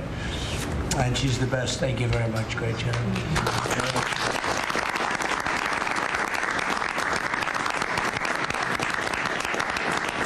So after that, do you want to ask any questions? Mr. President, there's been a lot of speculation about who the next Fed chairman could possibly be. You said you have somebody in mind. How many names were you given on the final list? And does that person currently work on the board of Federal Reserve? Well, I'd say that we probably looked at 10. Then Scott interviewed some people that I didn't know, but he knew. And a lot of people were involved in the process, actually, and Howard was involved. But I think we probably looked at 10, and we have it down to 1. Can you answer this? I want to ask you about Elon Musk, if I could. You talked about Elon Musk. You had him in dinner here in the White House. Is he now back in your circle of friends? Well, I really don't know. I mean, I like Elon a lot. He was a very, he really helped during the election with his endorsement. He felt strongly. Look, we had one problem. You know, I didn't want to have everybody have to have an electric car, and he makes electric cars. And yeah, I think we get along well. No, on affordability. Mr. President, thank you. Yeah, one more. Yeah, when you talk about affordability, is going forward, are the American people, do you believe, getting impatient with the reforms that you're making? They've talked about it's about. I think they're getting fake news from guys like you. Look,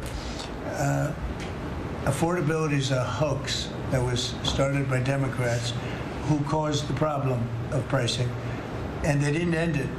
Look, they lost in a landslide. We won every swing state. We won the popular vote. We won everything. You take a look at districts. It was 2,750 to 525. Because that was an affordability problem. We brought it down. Look at energy. Look at the gasoline price. That's like the simplest, and it's the biggest.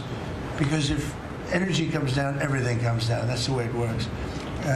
We're going to be at 250. You said 199 in some places of the country, right? You said it. I didn't say it. And they won't check you. They'll check me. So I'd like to use your number. 199 a gallon. Unthinkable if you go back a year and a half ago. It's unthinkable. So now we're bringing the prices down, way down. Beef is coming down now. We've done certain magic, and beef is coming down.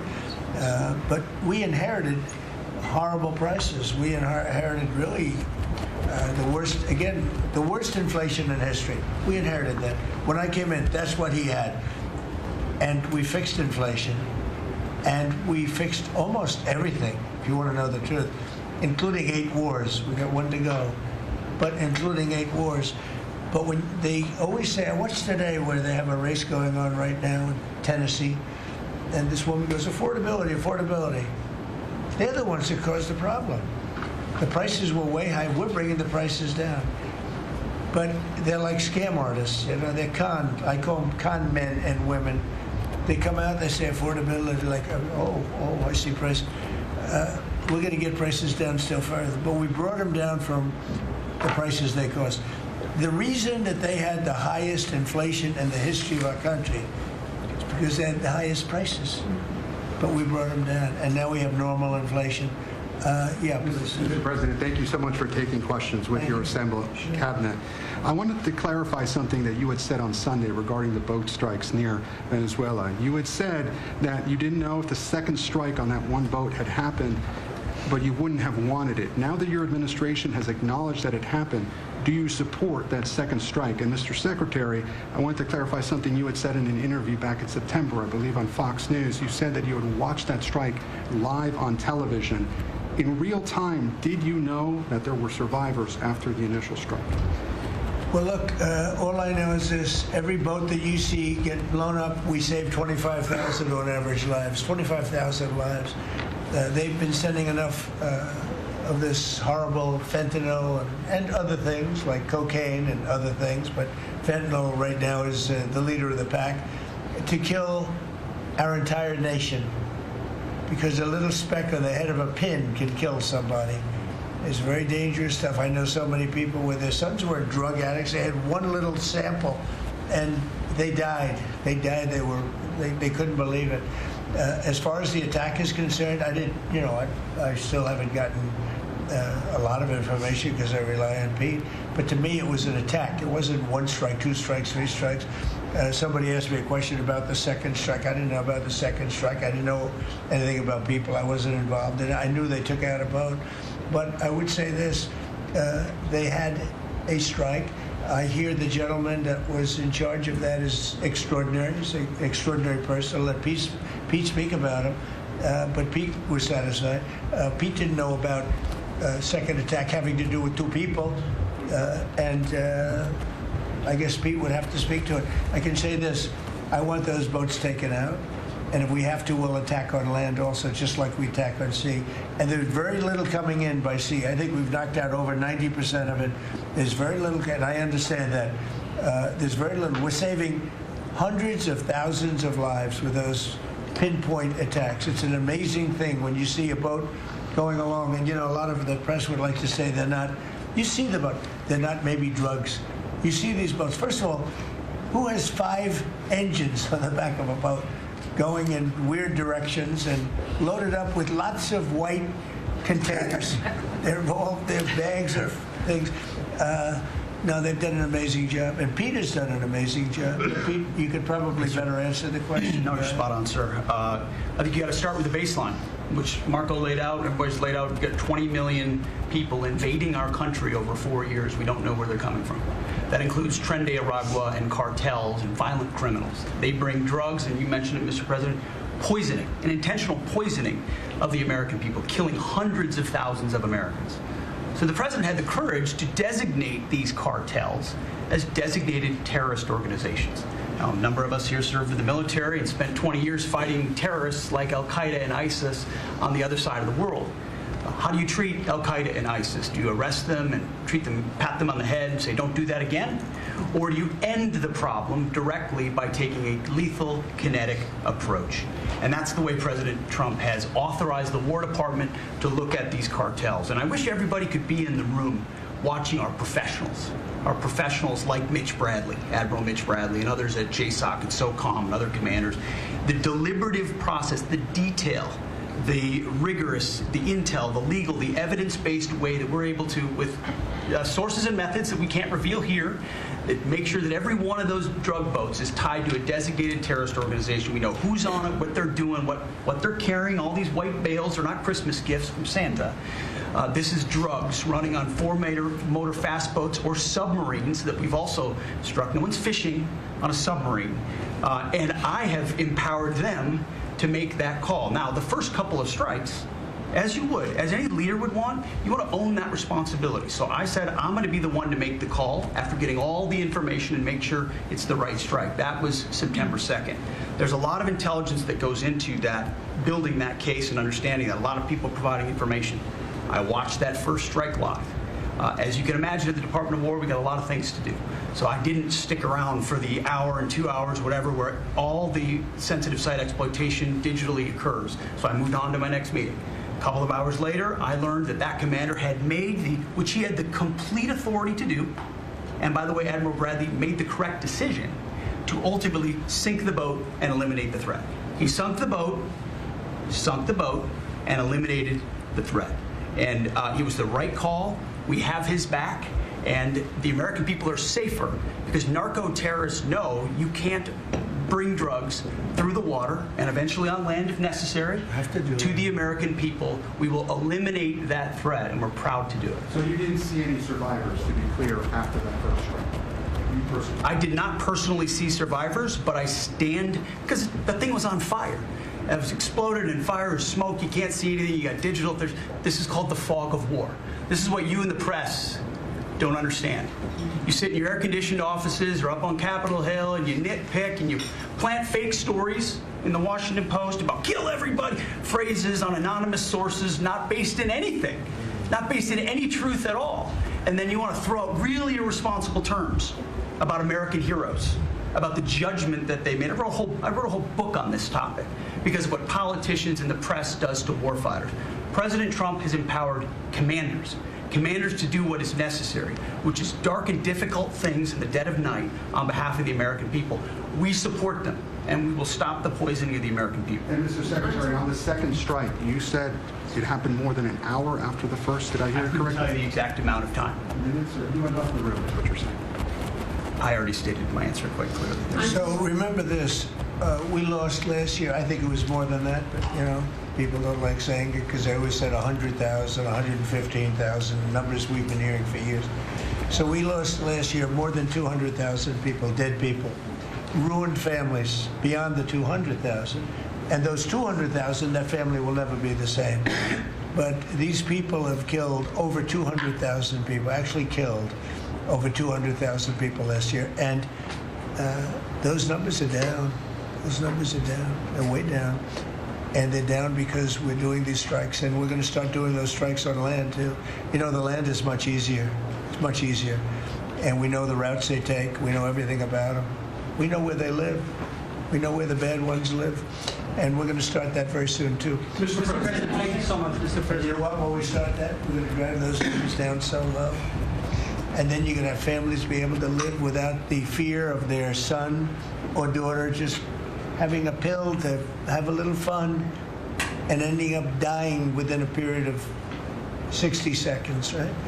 No, we're not going to let that happen. We're not going to let it continue to happen. What Biden did to this country by allowing all these people, and I call them animals in many cases, I think they're animals, to come into our country and destroy our country and let all those drugs pour in, let people just walk across the border like it was nothing. You look at them, a lot of them, and you say, oh, let's not discriminate. I'm not talking about color. I'm just talking about you look into the eyes of some of these people. We're smart. And you see a killer. Come on in. Just come on in. 11,888 murderers. Many of them committed more than one murder. He allowed them into our country, totally unvetted, totally unchecked. But he also allowed drugs to come in at record numbers. And hundreds of thousands of people a year died. And we're taking those son of a bitches out, Thank you so much, Mr. President, for taking our questions. I think this is the most transparent administration I ever seen. I'm impressed by these people. I'll tell you, how strong are you? You've been holding it for 2 hours. There are very few physically. There are very few people who could do. I'm very proud of you. What the hell you? I have no idea who you are, but you're strong. Thank you, Mr. President. Mr. President, last week, militia groups in Iraq attacked the Christian region's gas field, the largest gas field, which even the U.S. companies invested in the energy sector in the Christian region. And the Christian Prime Minister requested the United States to provide them some sorts of means and defense system to defending their civilian infrastructure and U.S. investment in the Christian region. Are you willing to providing them the support And if I had this question, tomorrow the United States is going to open and inaugurate one of the... Speak louder. Yeah, of course. Is that possible? Boy, you have the most gentle, beautiful voice, but you're a very gentle person. Go ahead. Just take fewer words and louder. Yeah, sure. I will repeat my first question. Last week, the Iraqi militia groups attacked one of the largest gas fields in the Kurdistan region of Iraq, which even the U.S. companies have invested in these gas fields. Yeah. And then, are you from Iraq? I'm from Kurdistan, Iraqi Kurdistan. Okay. Yeah. Working for Roosevelt Media Network. And the Kurdistan region prime minister, he requested the United States to providing them some sort of defense system to defending these gas fields and U.S. investment in the Kurdistan region. Are you willing to helping them? Well, we're going to look at it. I heard about it, and I'm hearing about it more now, frankly. It wasn't at the top of my list.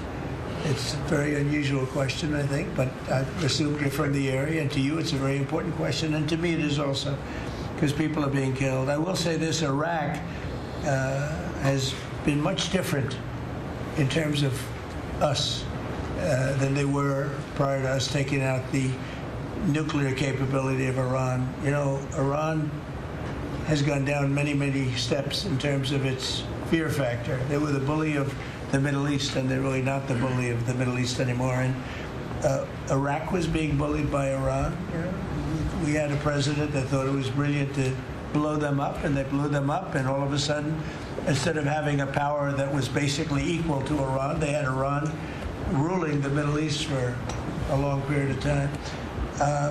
But Iraq, from the day we hit them with those B-2 bombers and knocked out and obliterated, because CNN said, well, maybe it wasn't total obliteration. Well, it turned out it was totally obliteration. It was every single one of those missiles hit its target.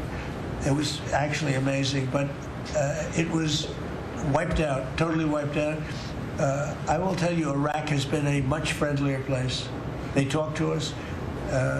The Prime Minister actually nominated me along with about 78 other countries for the Nobel Prize. I'm the only one that was nominated by almost 100 countries that didn't get it. But that's okay. But I saved a lot of lives. I saved a lot of lives. But Iraq nominated us for the Nobel Prize, and that was a great honor. You know, we didn't expect that from Iraq.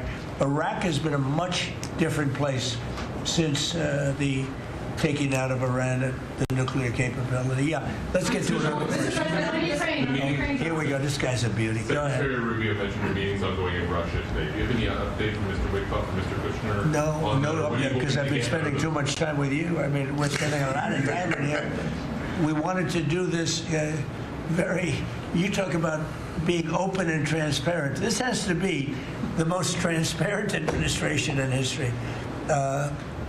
We spent a lot of time answering your questions and giving you a lot of good results. I mean, I think everybody here gave you good results. But no, I don't. I will have after I leave here.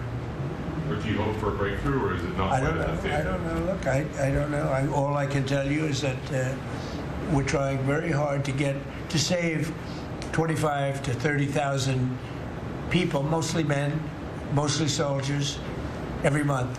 25,000 to 30,000 soldiers. It's impossible. That's half a stadium. Take a big football stadium.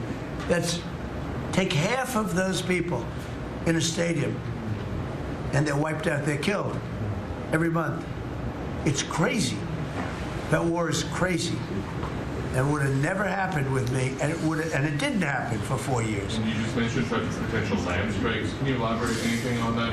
I'll elaborate. If they come in through a certain country or any country, or if we think they're building mills for whether it's fentanyl or cocaine. I hear Colombia, the country of Colombia, is making cocaine. They have cocaine manufacturing plants, okay? And then they sell us their cocaine. We appreciate that very much. But yeah, anybody that's doing that and selling it into our country is subject to attack. So not necessarily just Venezuela? No, not just Venezuela, no. Venezuela's been very bad.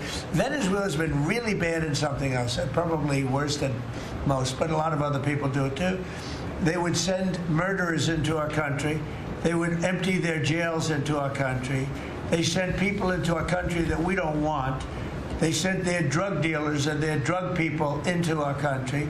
They sent people from their mental institutions into our country, and we're getting them out. That was bad. That was real bad. And they also sent drugs. Yeah. On Tim Walz, Mr. President, do you think he should resign over the fraud scandal in his state? And who should? Tim Walz, over the fraud scandal in his state. Look, I think the man's a grossly incompetent man. I thought that from the day I watched J.D. destroy him in the debate. I was saying, who was more incompetent, that man or my man? I had a man and he had a man. They were both incompetent, and I had a man and a woman. I thought she was very incompetent too, but now she's leading the field, and I think she's leading the field for the nomination. Anyway, look, that's up to them. That's up to the Democrats. You know, the problem with them is they have really bad policy. And I'm not going to say what it is because I don't want them to change it necessarily. Because I want to run against it, whether it's not going to be me, it's going to be somebody that's going to probably sitting at this table. Could be a couple of people sitting at this table. Could be a couple of people running together sitting at this table, you know. But I want them to win because we've done a great job for this country, and I want that to be carried forward. And you know, I think we have a tremendous bench, really a tremendous bench. But no, I think that Walz is a grossly incompetent man. There's something wrong with him. Okay, there's something wrong with him. And when you look at what he's done with Somalia, which is barely a country, you know, they have no anything. They just run around killing each other. There's no structure.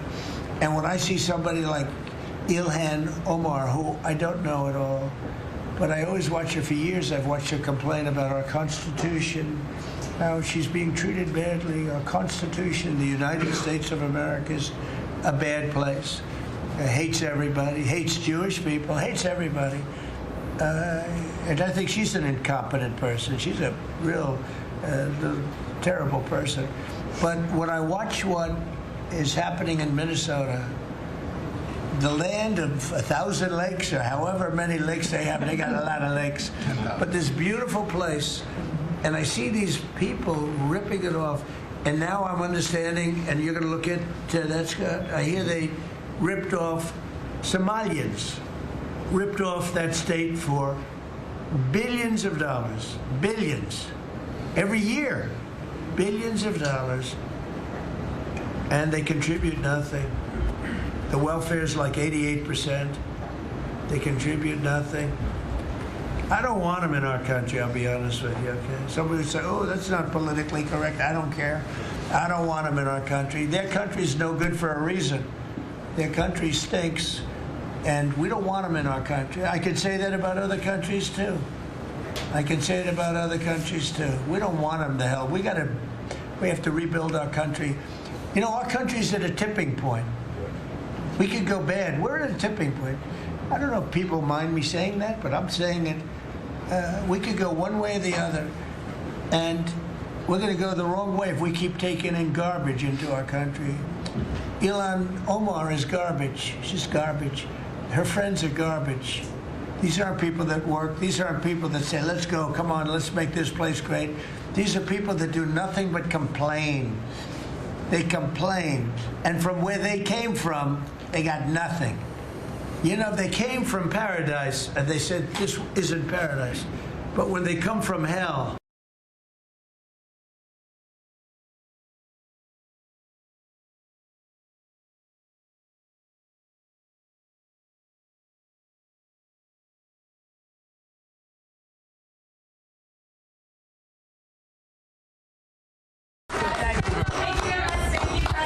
Mr. President, has the Bureau offered to leave? Yes. Come this way. Come. Thank you, Press. Thanks, guys. Thank you. All right, there you have it. President Trump answering